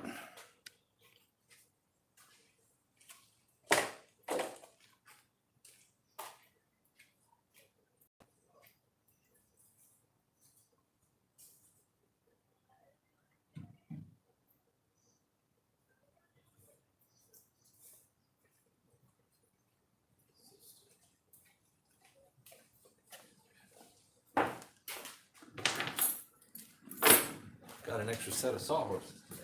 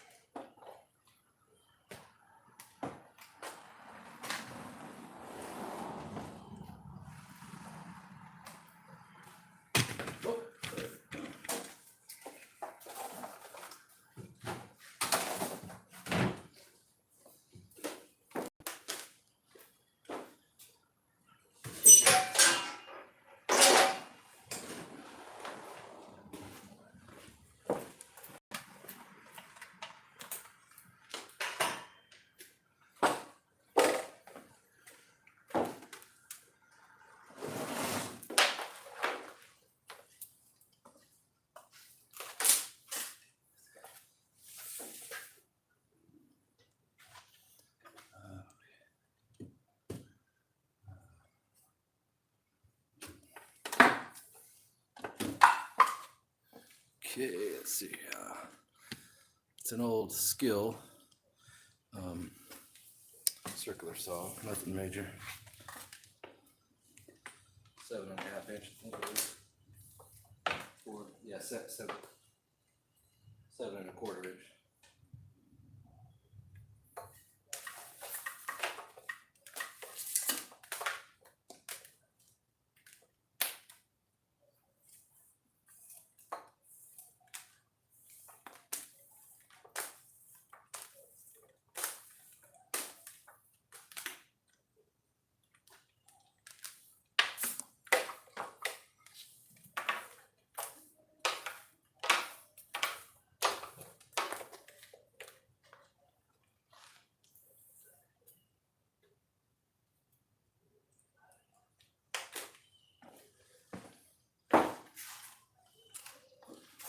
Alright. We don't need to mark it, we already marked it.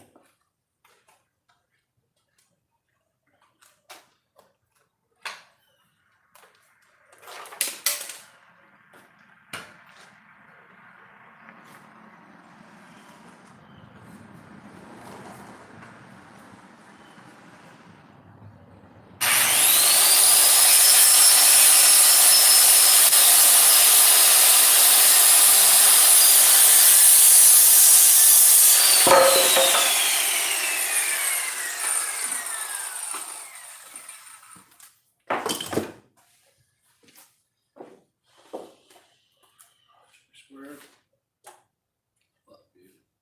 That's tighter than a duck's ass. Check it out.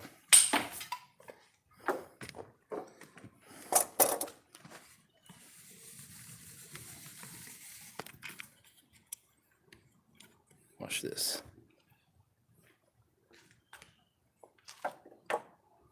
Flush.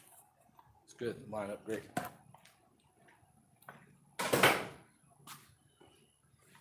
All right. You don't have to worry about the markings on there because when we sand it, they're going to come off anyways.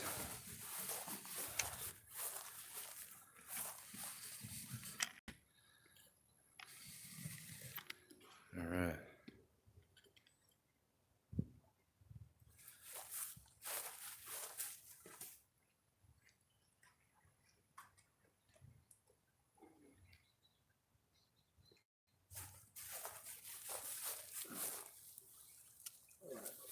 Before we put this on there, let's go ahead and finish getting the rest of our bolts in.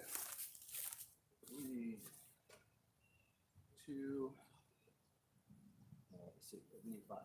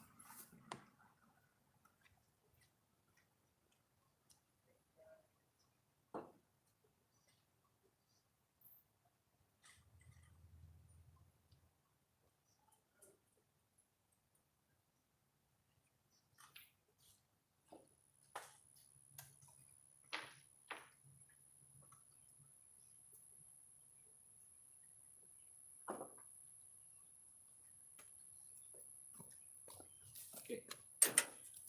Where's the drill bit? Oh dear.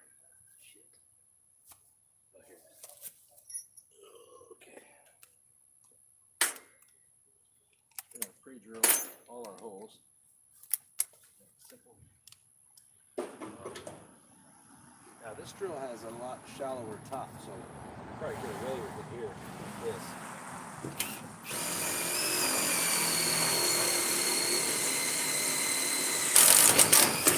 Once you have that, you can actually go back on the other side and punch through with the bigger bit.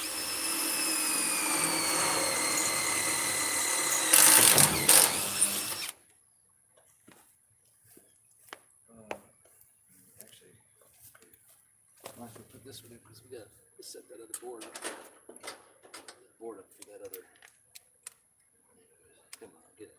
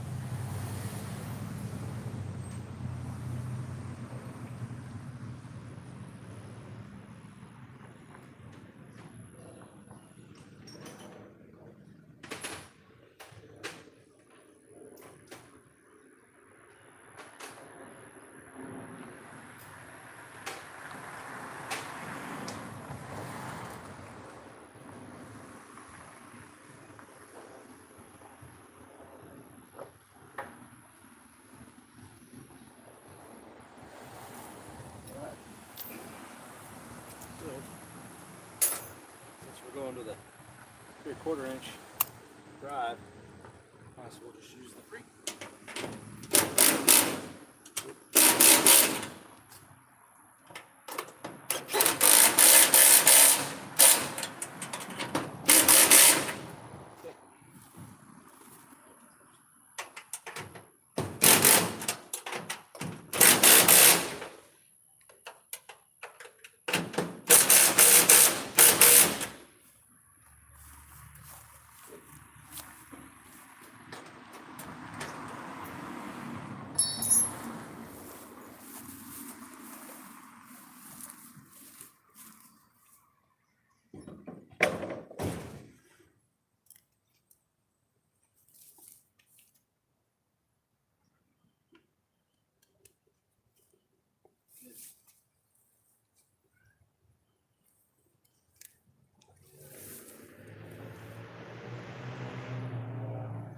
So what we're going to do is we want to raise up.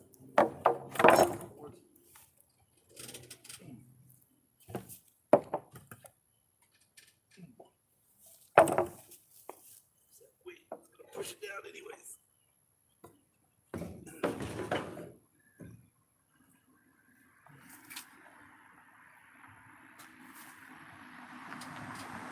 There, got it level. Bend it up. Push it down. Before it was a little far down. All right, and a spacer can go underneath here. Check it out. We're gonna put a spacer right there. I'll figure out what we can put there that we can bolt in place. That way it maintains its height, because eventually this will want to dip down.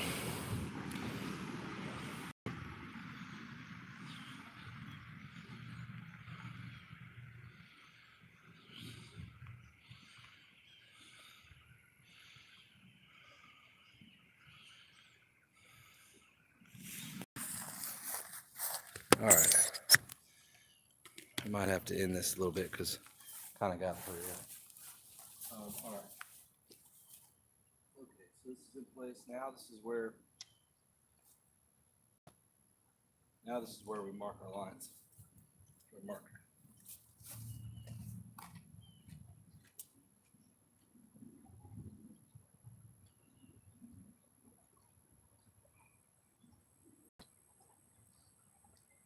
You have to be really careful.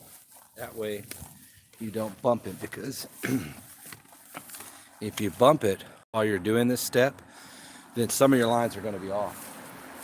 So first thing we're going to do is measure what we need. We're going to need here.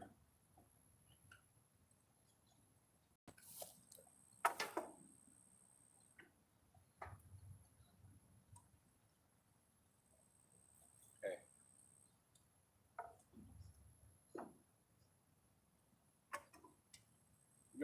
You're gonna square it off on that top end of the metal, because the inside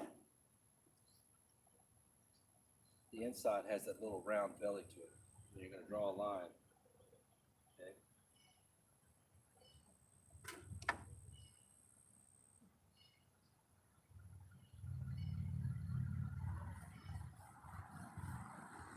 Okay.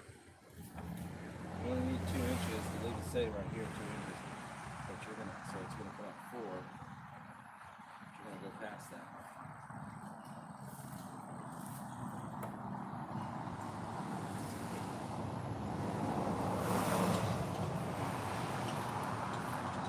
Actually, won't even need the full 2 inches, because that belly. That's all right. Do the best you can.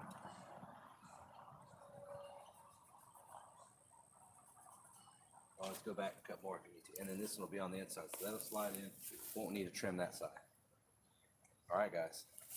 Moment of truth. So for this cut, because what we're going to be doing, we're going to have to anchor this board down somehow.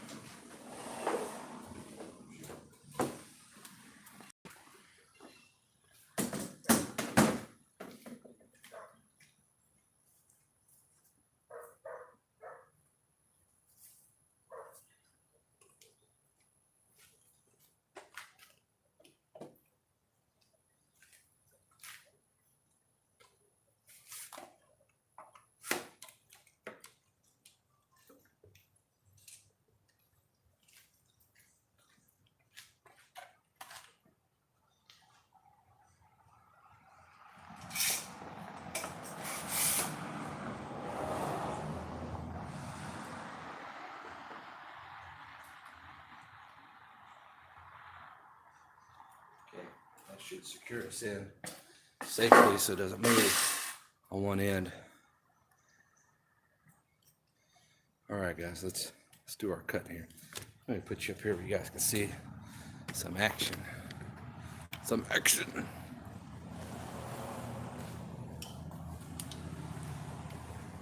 So what some people don't know is what we're doing is this work is actually work. This is work for work. You know, we're doing it in our off time from mowing grass, but it's still work. It's still covered into that 90 hours a week that I do, you know.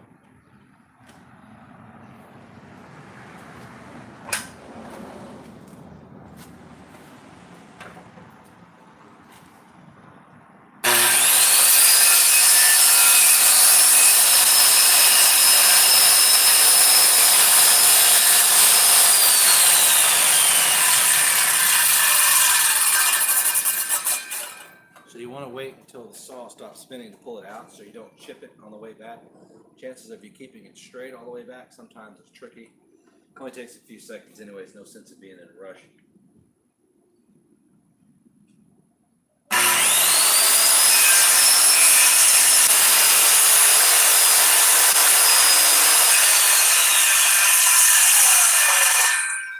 You hear it touching that time?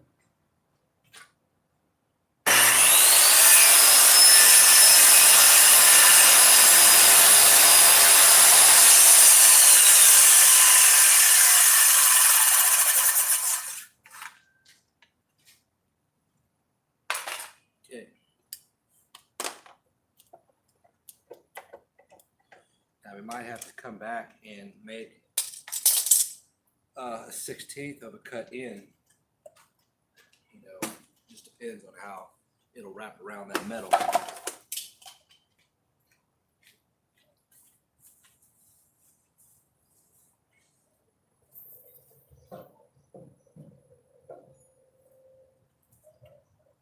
Don't worry, I forgot about you guys.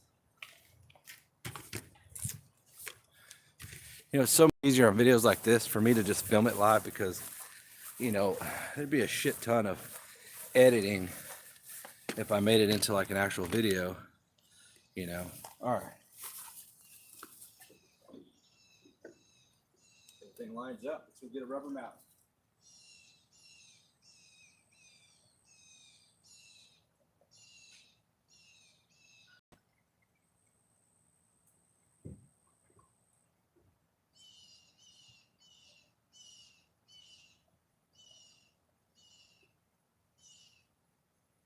Brought the small sledgehammer just in case the rubber mallet doesn't have enough weight. So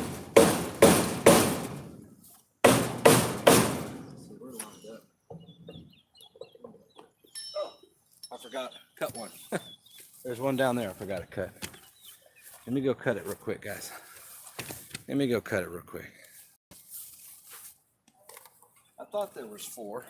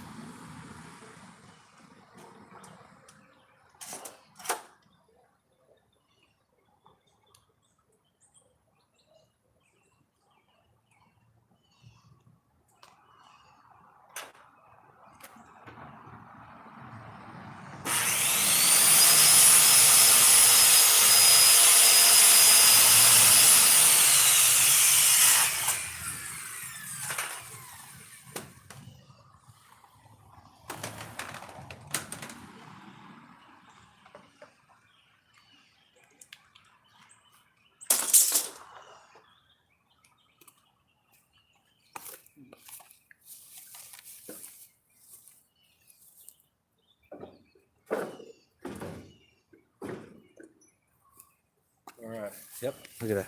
So you guys see, it's lined up. Lined up. They're all lined up. So we're gonna probably use the big hammer, the small sledgehammer. You guys still talking about Microsoft stuff?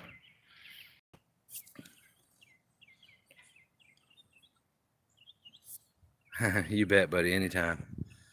Well, stop focusing, you damn camera. Fucking piece of shit. Brand new phone does that crap.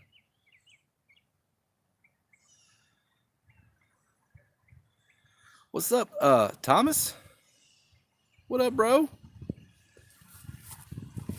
All right.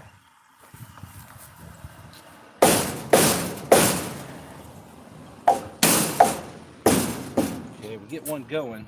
The other should go.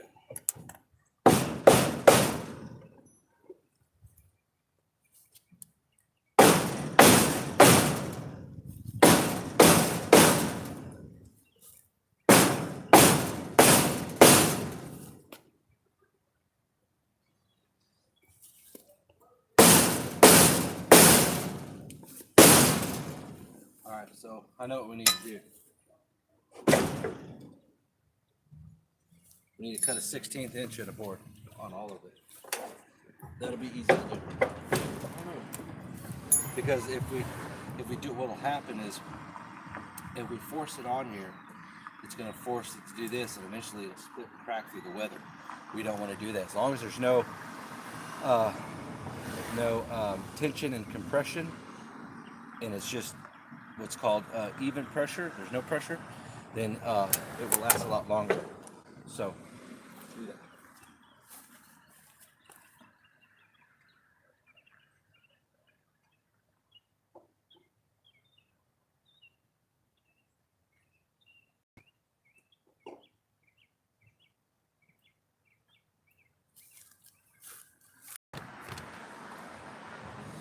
I mean, we still got some work to do, but you know, we're getting there.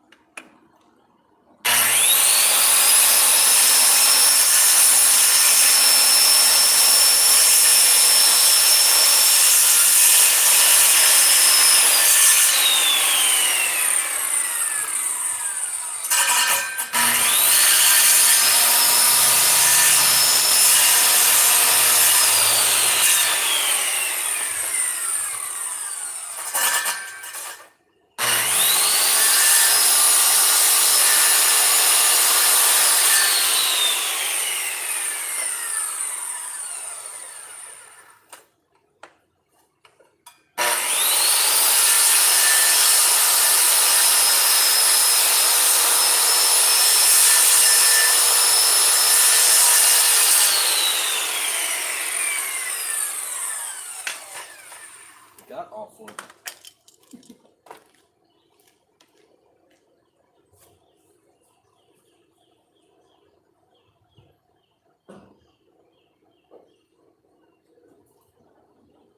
Alright. Tell you what, I'm glad we're doing it this time of year, because doing it in the summer, dude, suck ass. I mean, it wouldn't be the end of the world, but it would not be as enjoyable. Alright.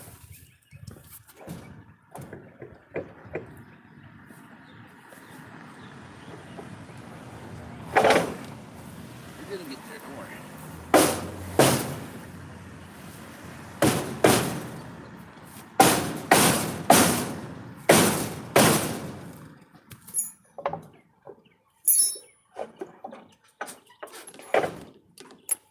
Why are we not? Maybe the shaved it down here.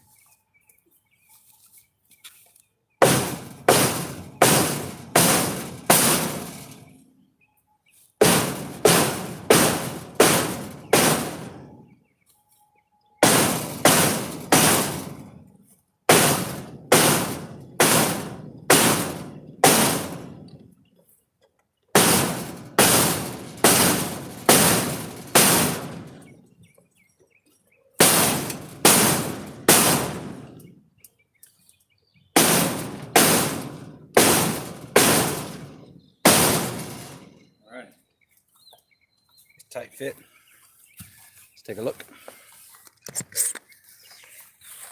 Look at that. Guys, that's precision trimming right there. I mean, that's tight.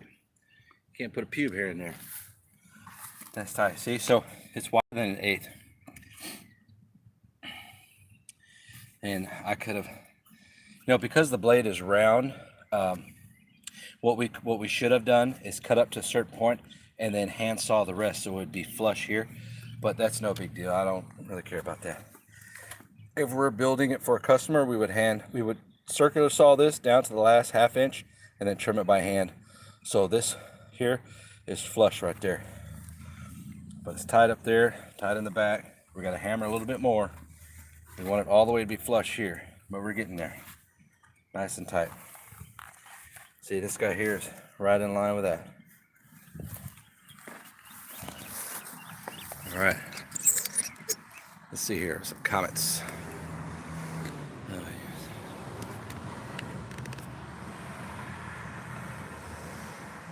Here, take that pitable. Michael Jack says, beat it. Oh my gosh, that's Ashery. Yeah, that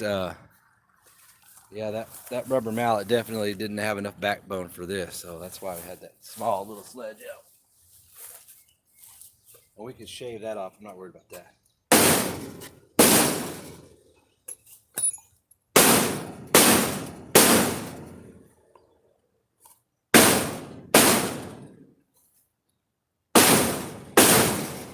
All right. It's out. That, my friend. Whew, it's solid. Okay.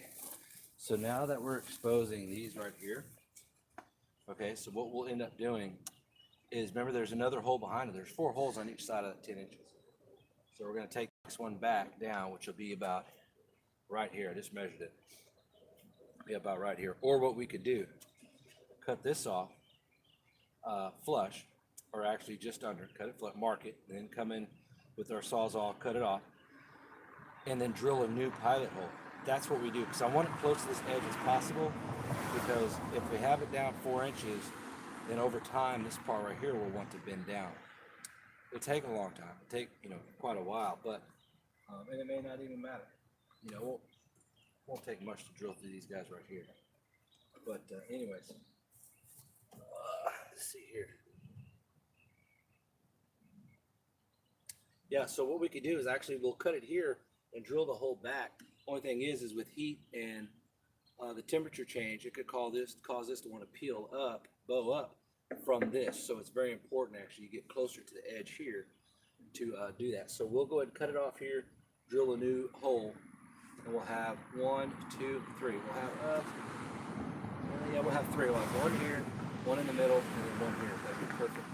So, all right, let's go ahead and mark it.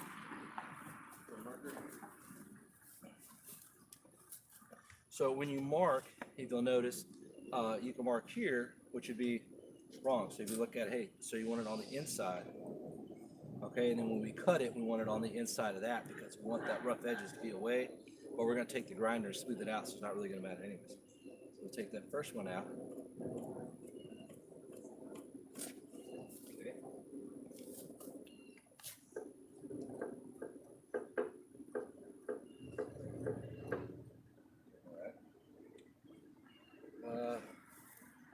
All right, now, what I'd like to do is cut it while it's in place. I know you probably think that's crazy. This is already fit in real good, but it should draw back in with no problem. So the thing about cutting it in place here is this right here pushing down on this is giving it support from wanting to vibrate so much. So I do like that idea. And we can take the blade here, going 90 degrees and tilt it to cut inwards, and then round that edge off, or start from here, round it up this way, and that'll draw it in. All right, so we got another new tool.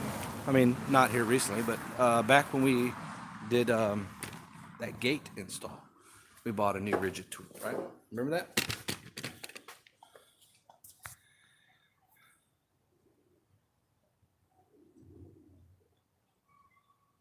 Right, so we should only have about maybe an inch estuary, because I was calculating that. Look at that. Look at that. About a half inch. I mean, you're actually inside the sidewall of that tire. It don't get no better than that, dude. That's perfect. The light can shine, do what it needs to do, and a nice surface all the way down to work on. Thank you, Ashery. I appreciate that, bro. All right, let's get our new rigid tool here.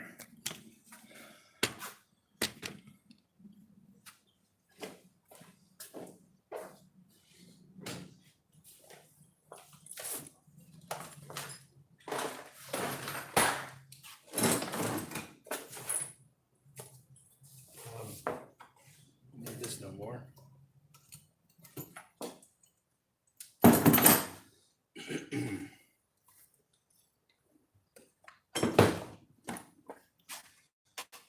Circles we don't need. Let's go back to charging this cobalt up.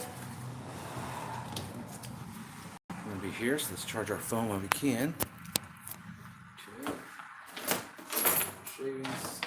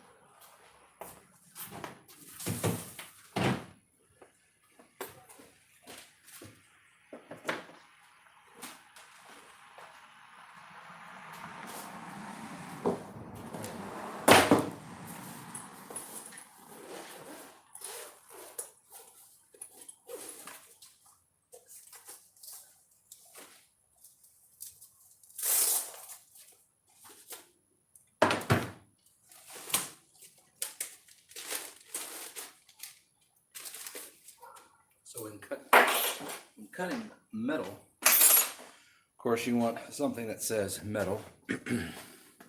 You know, so here's the metal blade there, right? Blade here less than an 1/8 inch thick, but these are long, okay? And they're real small teeth. So that gives you a hint there. Okay. So let's go with, I don't want to be here all day. This one right here looks in better shape. Okay. Before we hook the power, we're just going to go ahead and put this baby on. Done. All right, let's go. I wish I had some shorter ones, but I don't. So you'll just have to take the cutting part that you want to cut, place it closer to where the machine is. There you go. Closer to here.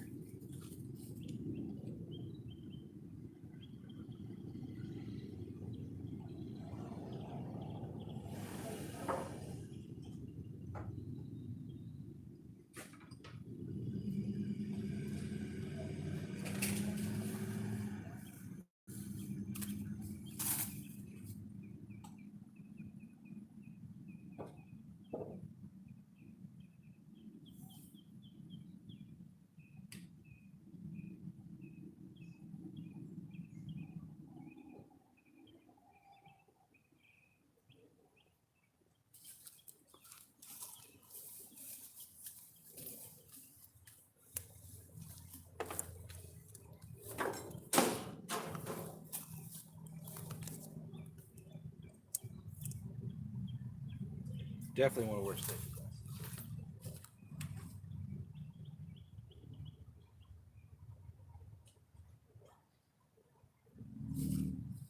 Okay, here's the other thing. It may vibrate the board. May want to cause the board to want to, you know, come off, but I think that'll happen. I think we'll be okay. We'll see. All right, yeah, so we want to take this board off.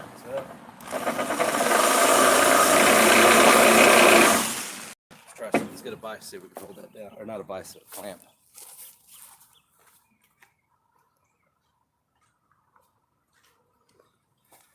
Reduce the vibration, which in turn ain't gonna work, is it? Oh, maybe like this. No. That'll fit through here. I don't know, maybe.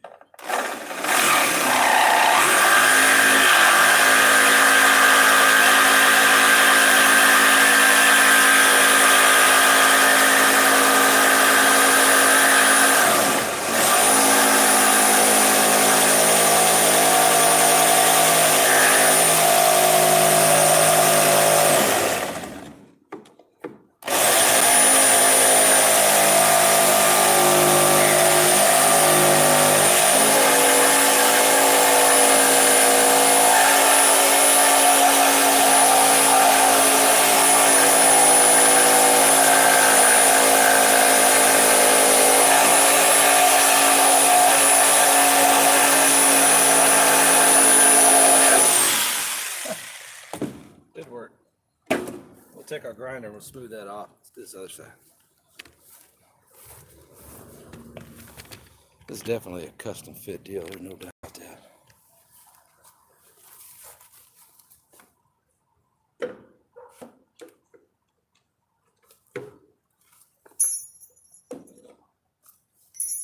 damn it, come on.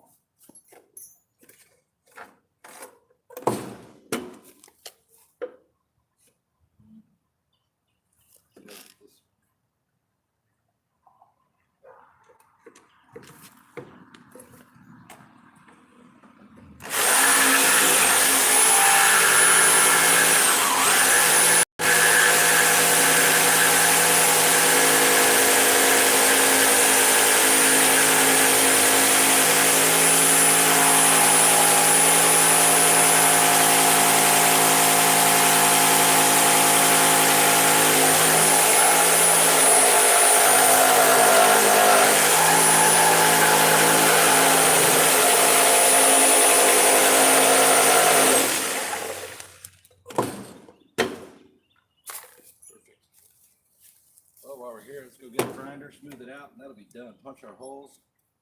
Call it done, baby. Be right back, guys.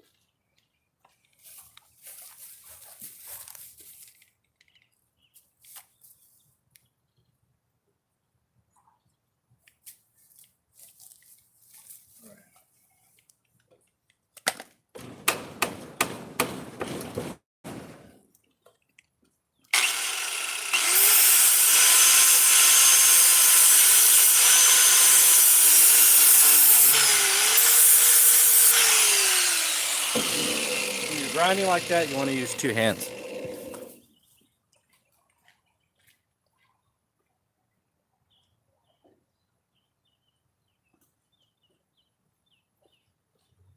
I do use one hand when I'm sharpening the blades.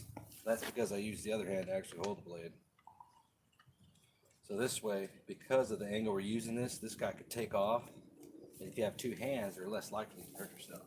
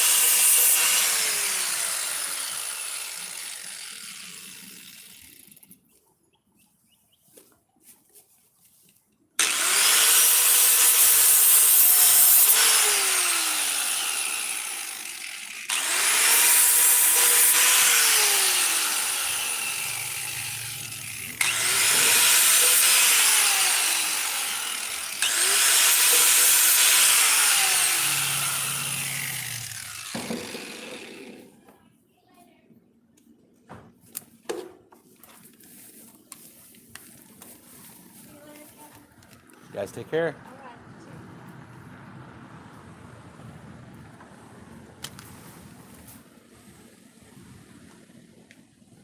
All right.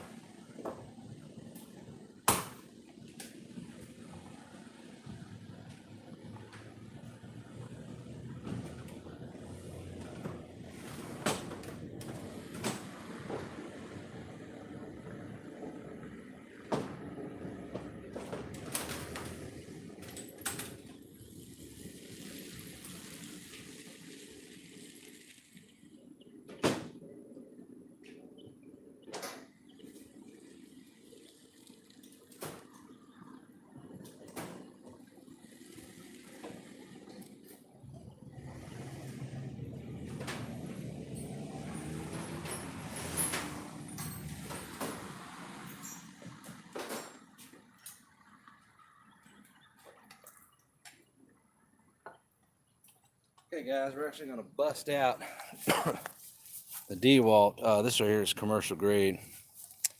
It's a hammer drill because we're going to mark where we want. I'm going to take this board off. I'm going to need some upward push. And that's where we're going to need this is to maintain that hammer going up. Should be fine. Should be fine. Should be fine. All right, let's set this stuff here out of the way.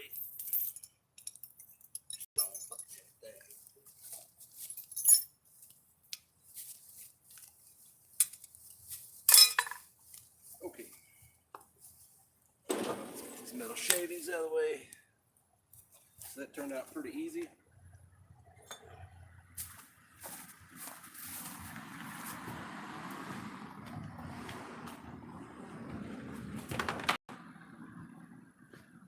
We're almost done with this, guys, and then it'll be ready to use. I'm pretty excited. Look, check it out. So you take it off your rack here, put it here. You work on it, you dick around with whatever. You know, fuck around with this thing here. You know, you flip it upside down. You work on it. So when I do the bungee will be anchored down here and here, and then we'll have an anchor point here. That it'll always be bolted down, or fastened here, and then it'll stretch over.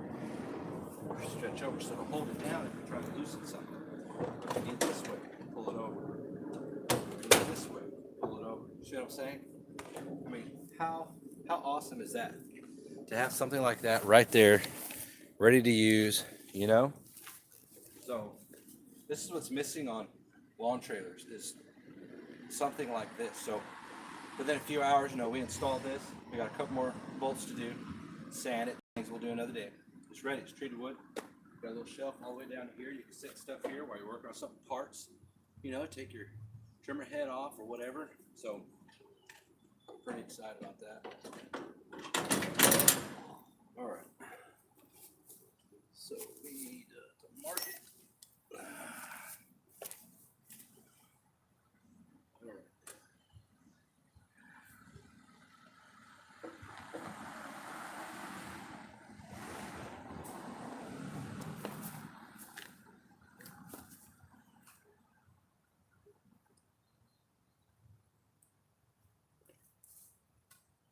Put that back. You gonna make a career out of that one job? Yeah, doing it right. There's a lot of steps. Now we got everything fitted. It's all cut in there. We just cut these brackets off here that were sticking out. Poke the new, or we what do you call it? We marked where the new hole is going to be. Now we need to drill those holes. Put the bolts in. One more bracket on. It should be good.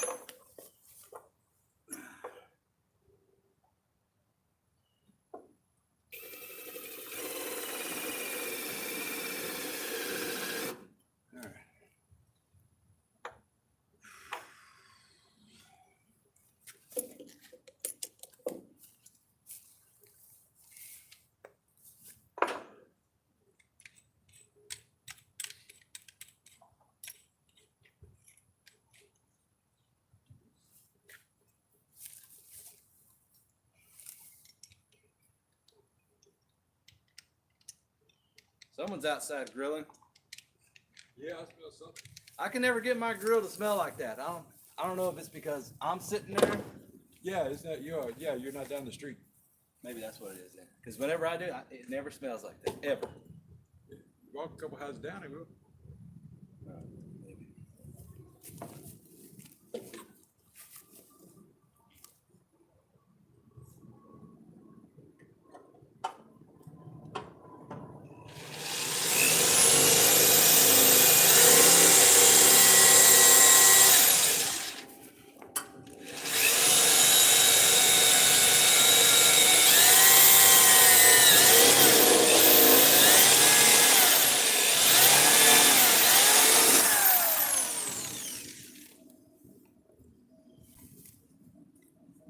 Actually,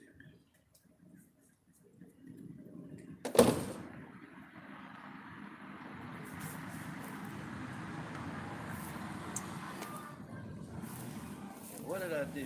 See, I should have put this damn thing in my pocket. Where'd the chuck go? Here it is. Let me get one of those things where it stays on the thing. Electrical tape. Electrical tape. Tape it to the cord by the. Oh, because then it get all sticky and nasty. Electrical tape. I need to get that plastic loop-de-loop thing. Yeah. That guy.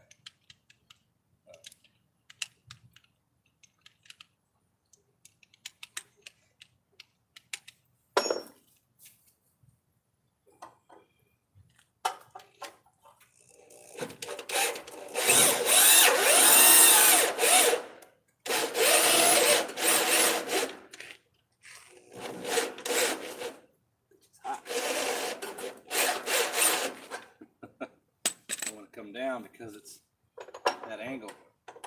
That's a rat angle.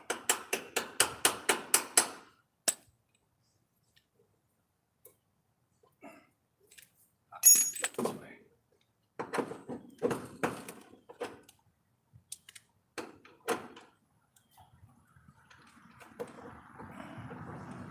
Oh, come on.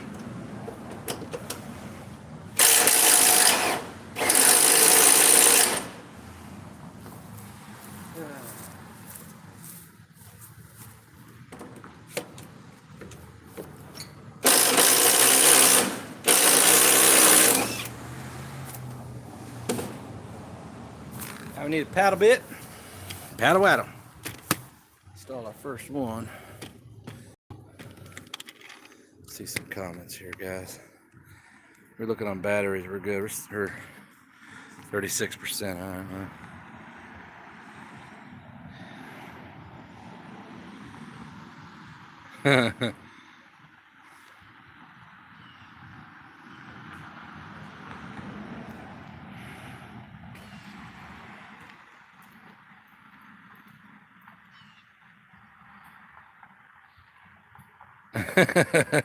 That's funny. Yeah, it's only been 2 weeks since I've mowed my lawn. I mow it every 2 to 3 weeks.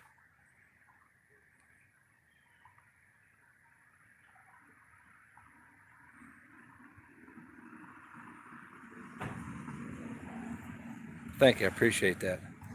Appreciate that. I have a 7x12 tandem axle. Nice, Dave. Oh, you bet, Dave. It's pretty easy. It's time consuming. But if you do it right, it's solid. It'll be there a long time and it'll serve a good purpose.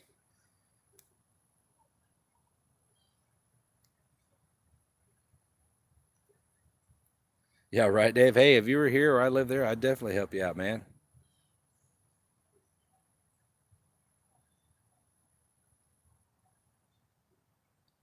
Yeah, I can see what we could do is, it's a little rough right here, but we're going to take a sander and we'll smooth that out. I mean, we won't do it because we're running out of time. We need to do those bolts here and put that last bracket. We don't even need to add bolts here, but we can. And we might, just to do it. But see, there's a space, a little bit of a space from where these brackets sit. So I could put a piece of wood here, then anchor it down. Same thing with the space underneath that fender, and then everything is great. So because if we push it down, which we can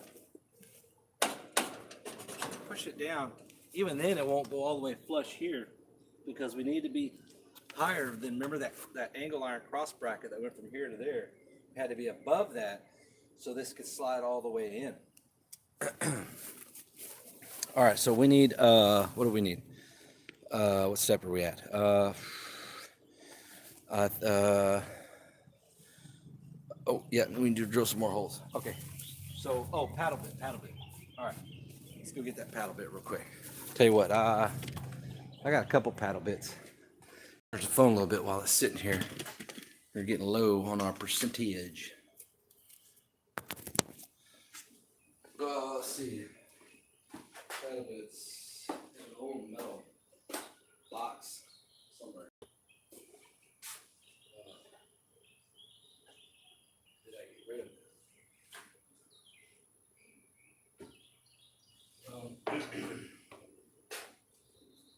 Stop. Maybe I got rid of that box.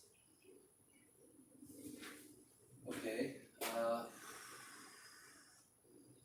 Okay, well, if we don't have a paddle bit,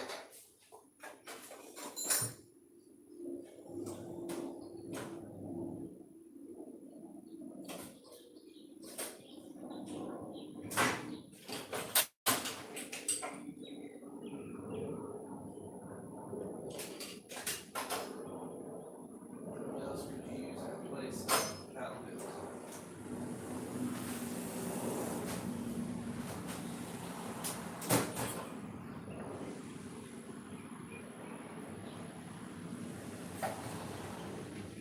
Only one thing we can use in place of a paddle bit.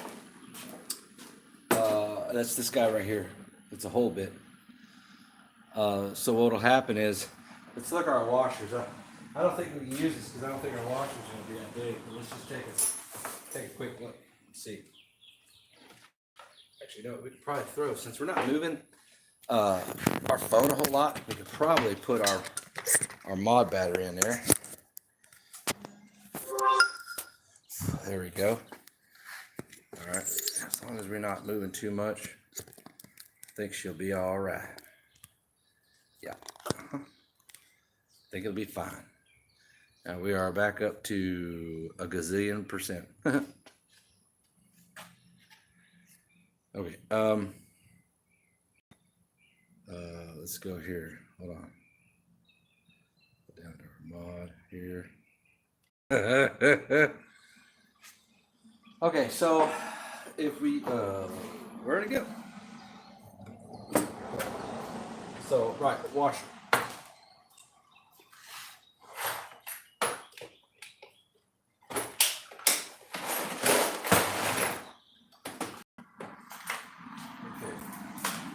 We're getting out of washers anyways. Okay, so this whole bit here is too big to use in place of a paddle bit. These are the size washers that we're using. So you can see here's, too big. So what we're gonna do is we're gonna go ahead and drill. We're gonna drill the rest of the holes for that. Okay. For that, we're gonna install the bolts there. The bolts will sit above. That's okay. Sometime this week, we'll make note of what we need. More washers. We got plenty of lot washers. So more washers. I might need longer bolts. And then a set of paddle bits. I don't have a good set of. I had a metal can.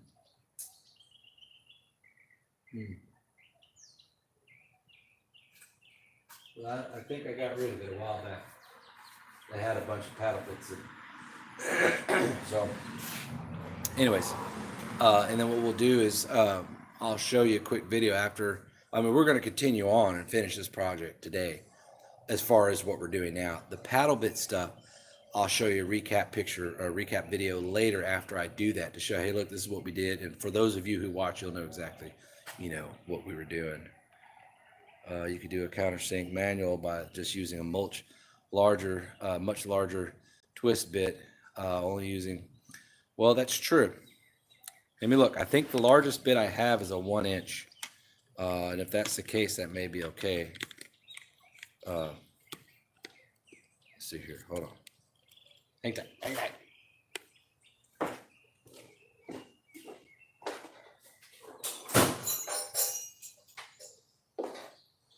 Ashery, that might work, buddy. Here's a 3/4 inch bit, and that's these are 1 inch washers. I thought I had a 1 inch bit.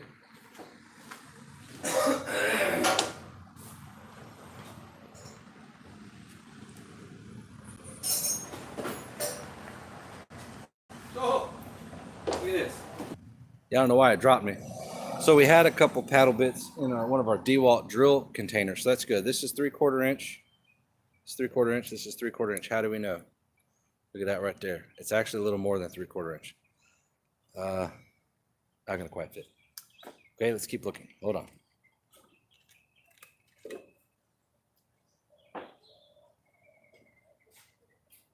Well, we're gonna stop there. We're gonna finish on what we're doing. I need a set of paddle bits. So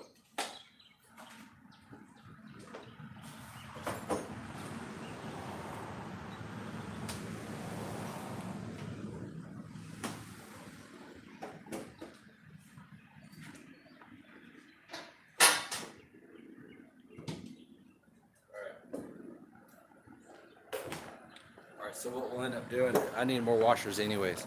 So let's just finish our project here, what we got right now on these steps. It'll be good, it'll be anchored down. And then later this week, we'll swing by Home Depot and pick up a small set of paddle bits. We don't need much. There's a reason why I have several drill bit sets for situations. Hole saw bit for drilling big holes. Yeah, hole saw would work. I just don't have one small enough. I used to have one small enough. All right, let's go finish it up. I appreciate all you guys who've been hanging out, you know, from the beginning, 2 hours and 45 minutes ago when we started. Appreciate that. Oh, we need longer bolts. Hold on.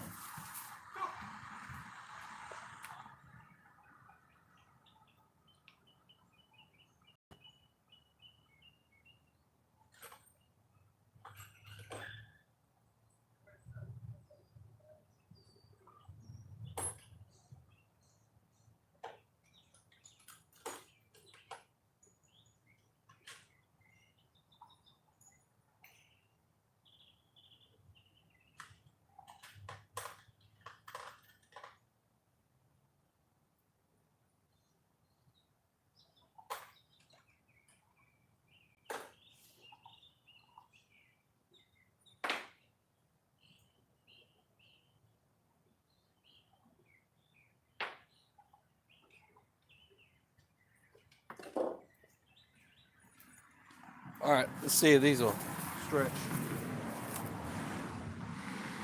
And be close.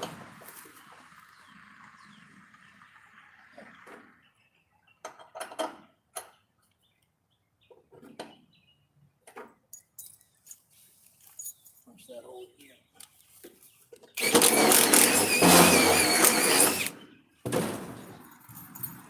All right, we're running out of time, so I'm just gonna need to. Actually, no, that might even work like that. Hold on. I got the idea. Oh no. Hold on.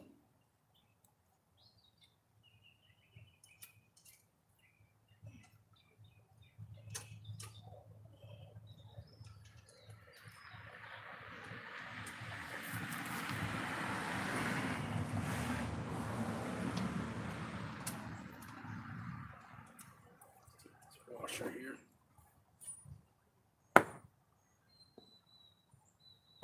Got to flatten out a washer just a little bit more. There we go. It'll still do its job.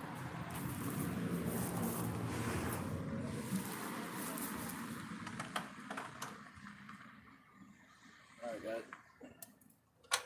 I kind of like that right there. That's just a carriage bolt. One more down here, and then add in that bracket, and we're good for the day. And then we can finish up another day.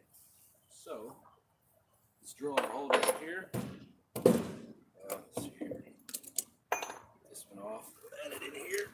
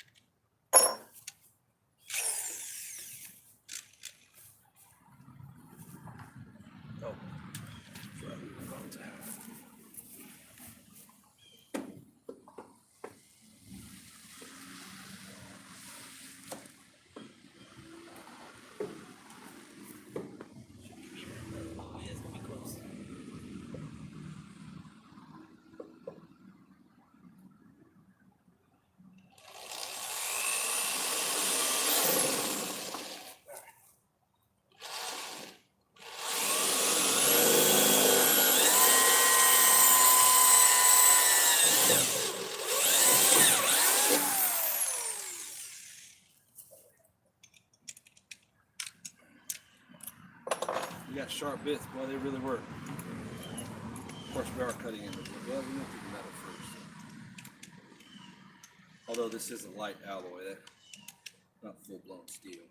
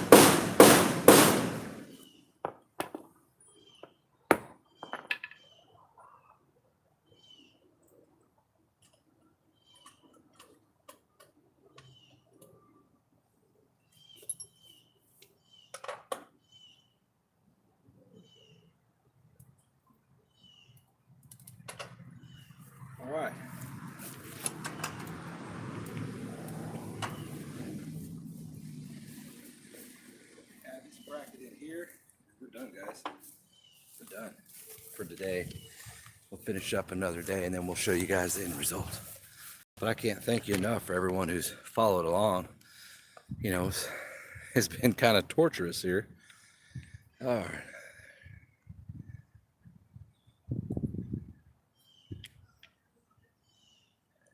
Absolutely. It's my pleasure to include anybody who wants to tag along, you know.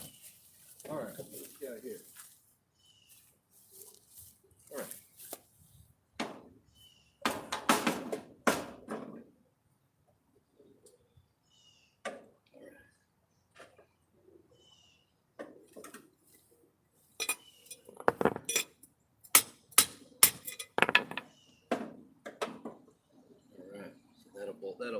That'll bolt up just fine. All right, let's get that marker.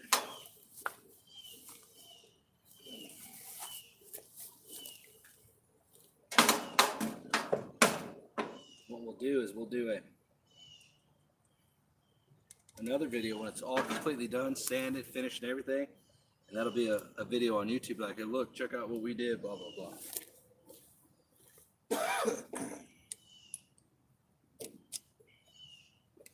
And then we'll see how many people out there copy.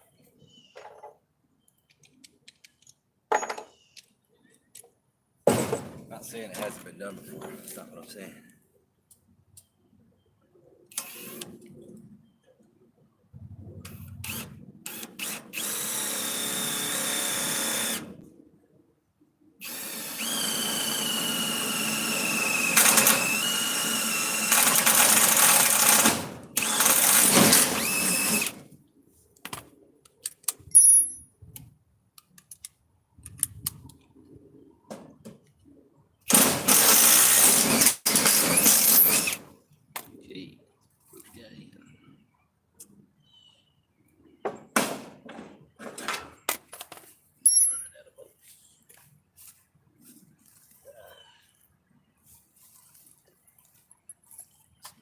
Tricky. Hold on, we'll get my ass in y'all's way here. Move y'all around. Oops.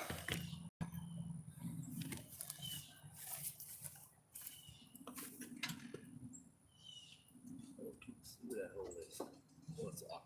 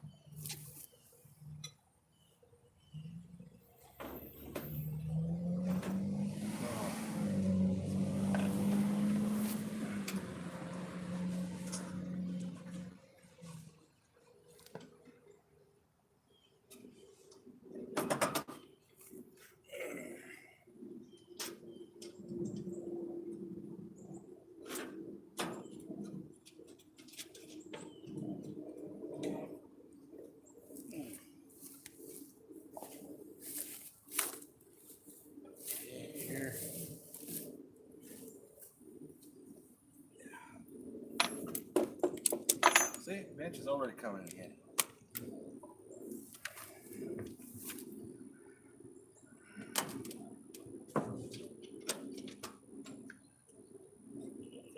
Let's see, maybe this one first.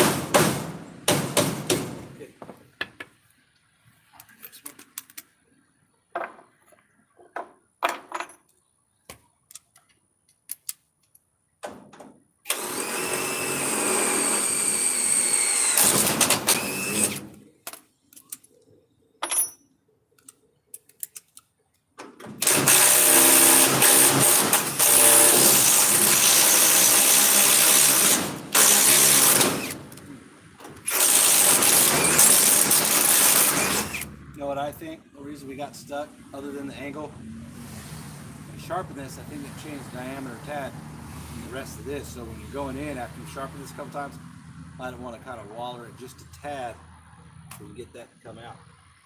I'm just guessing. I don't really know. Ashery might know. He's a pretty smart dude. All right, we're gonna have to hop up there and put this one.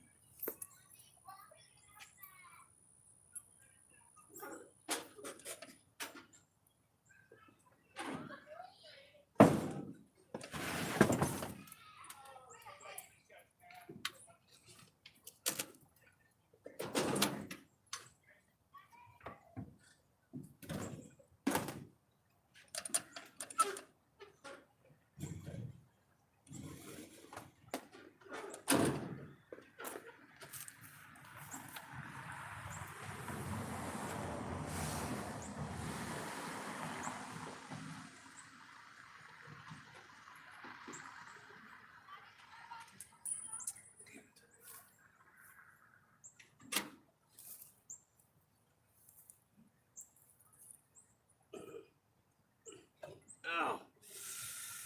Oh. Scraped my shoulder on that.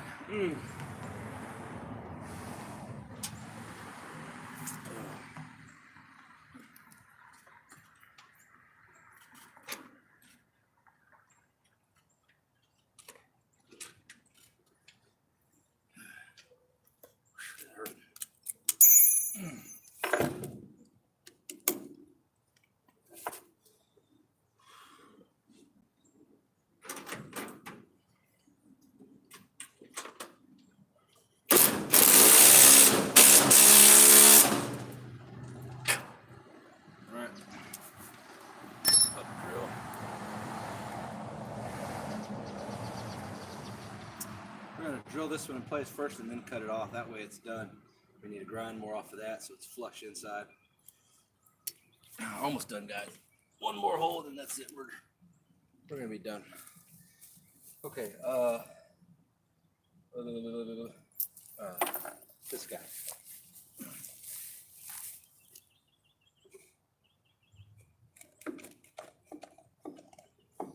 Okay, this guy here.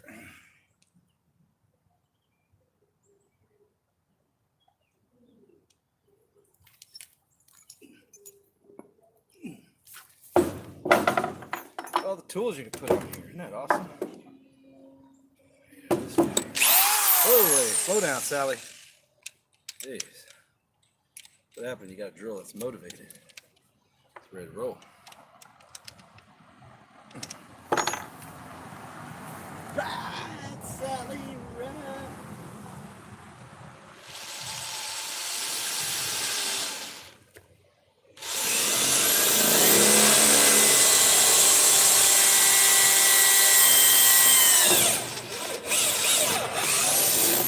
Wow, look at that. Look at that spaghetti string. Oh, that's so cool.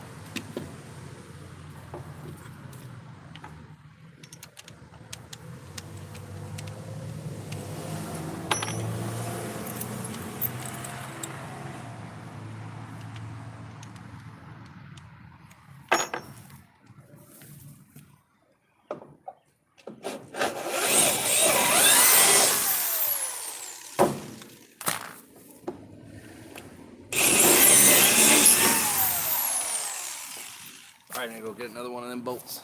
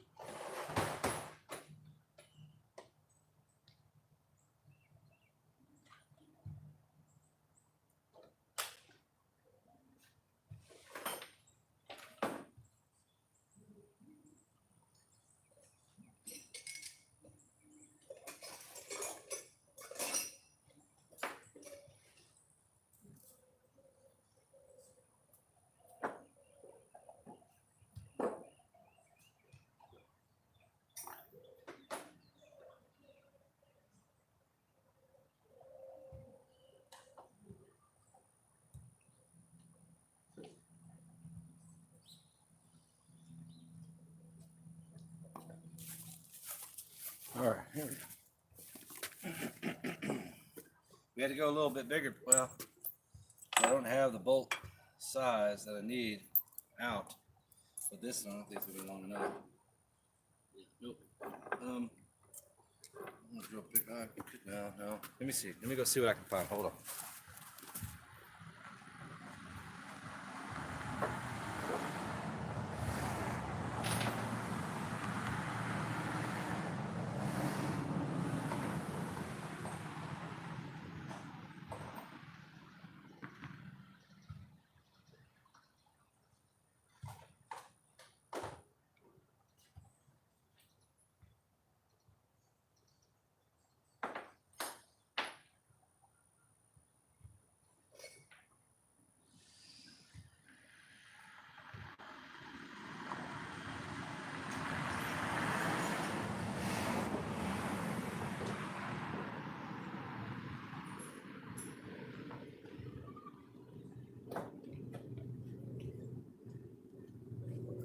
Okay.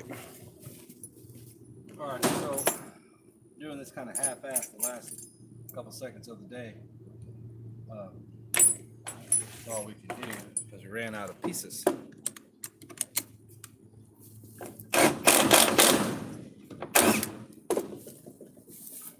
So we'll come back probably tomorrow, stop by the store, pick up what we need, finish up the rest.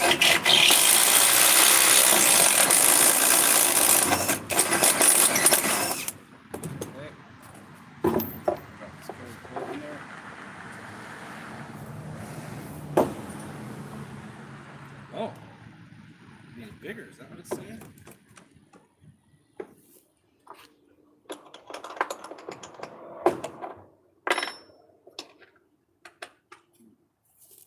Fix that.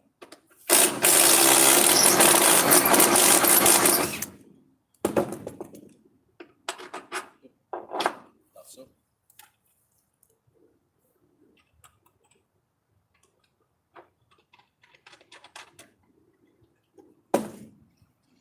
And that is a bigger deal there, so let's get a bigger one here.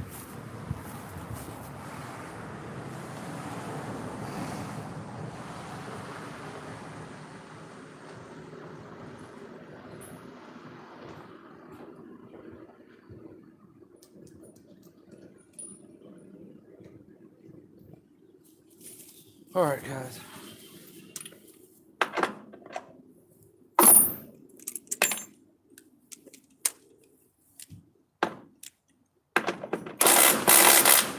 Done. All right, so we do need to cut that off, which we're going to do here in just a second.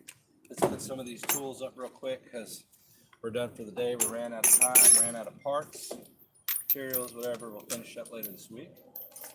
Let's spend a few minutes to answer some questions.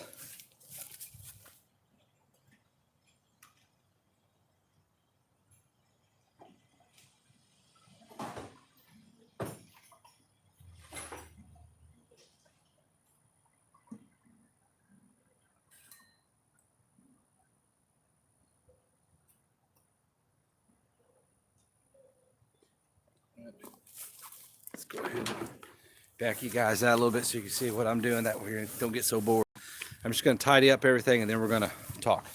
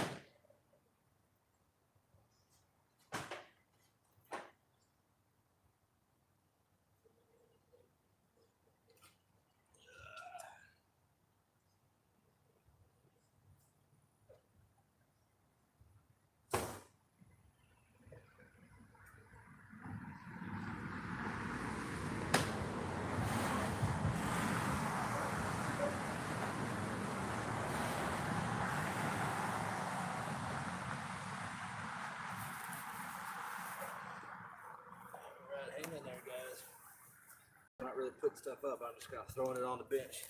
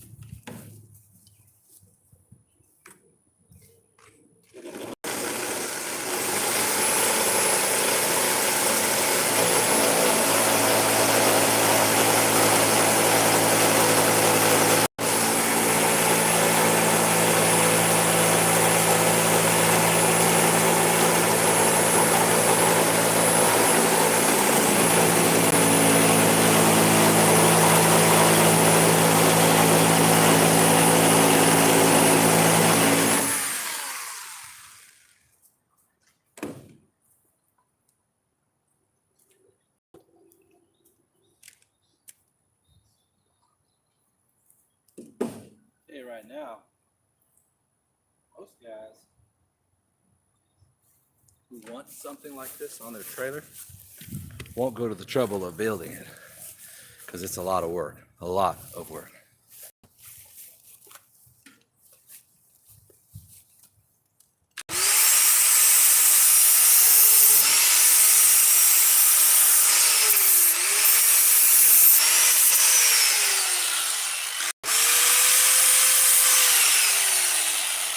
It's fine. All right, guys, so got a few things we got to sweep here, but we'll answer some questions real quick.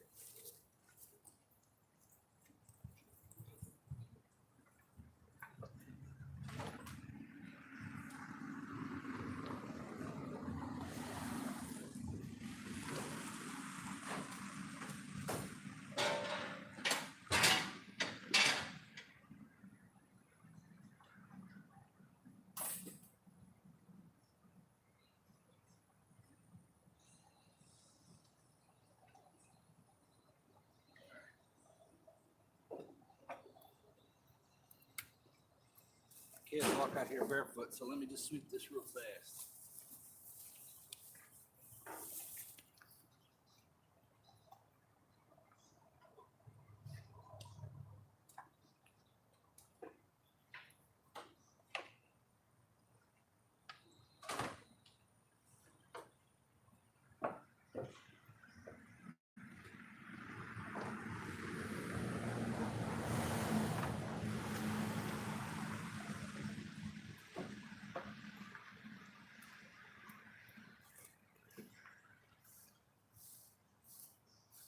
We'll come in with the blower tomorrow after we move the trailer and blow everything. Right now it's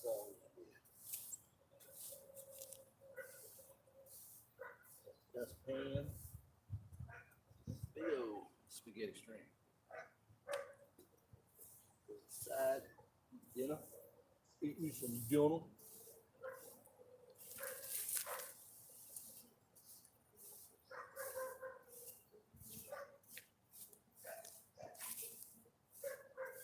Yeah, so a lot of guys out there who would like something like this on their trailer.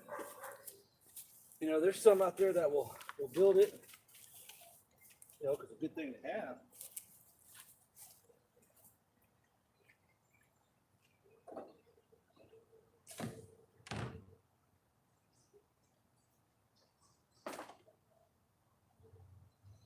But they may not go through all the hard work it takes to get there. You know, we're not even done yet, but this right here, for a lot of you guys who are just coming into the picture, this is a side workbench. It's bolted to the trailer. It's bolted in place. That bitch ain't going nowhere. And just so you know, it's also countersunk into these 2x2 angle irons. I'll get my finger out of the way. We notched it out so it slide all the way back.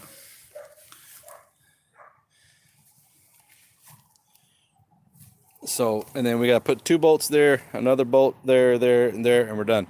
Other than sanding and things like that. So, for if you guys want to kind of see the whole purpose of this, I'll show you. We're just real quick, and then we're going to go answer some questions. Okay? All right, so you take the trimmer off. Do whatever you need to do to it. There's going to be a spot, an anchor point here, and an anchor point here. It's going to have a bungee cord that connects here, connects here. We'll hold this in place while you do what you need to do. Flip it over, it holds it in place. Flip it over, holds it in place. So any position you need to have it in, it'll hold it in place. It's a shelf to put whatever you need on it. If you want to put something on here and strap it to here, you could do that, you know. If you want to bolt it down to this board, you can do that. You know, you have a lot of options there. So I installed that on this side because this is the side I park up on customers' properties. I walk up to the trailer, grab my stuff, and I go back and cut the grass. I don't want it on the other side where I'm out facing traffic. So, all right, guys, we are all done for the day. So let's see what questions you have, because then I got to get off here. Been on here 3 hours. Answer just a few questions, and then we got to get inside. All right, let's see here. Let's back it up more. There you go. Okay. Kevin is about to rock this project. Okay, there's the reason why. We got all that, got all that. What's that? Rice. Damn, Kevin, you're still working. Well, you know, Thomas, I would still be working if I had everything I needed. This is about a 3 to 5 hour project from start to finish. That's doing the other steps that we haven't done yet.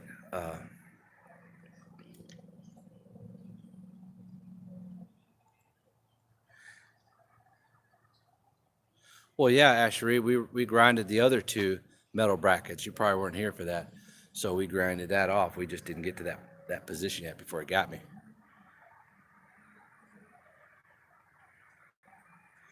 Kevin, on that property I showed you the other day, how much would you have charged? That $1 million property, Thomas?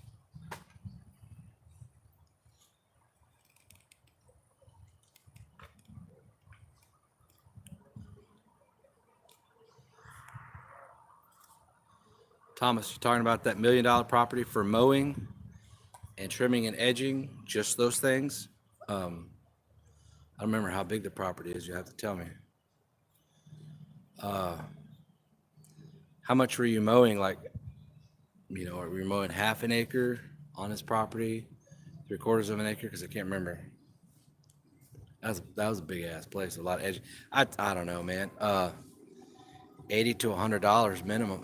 Yeah, that must have been when I was missing. Yeah, I'm gonna take town. Yep. Yes, we're going one acre.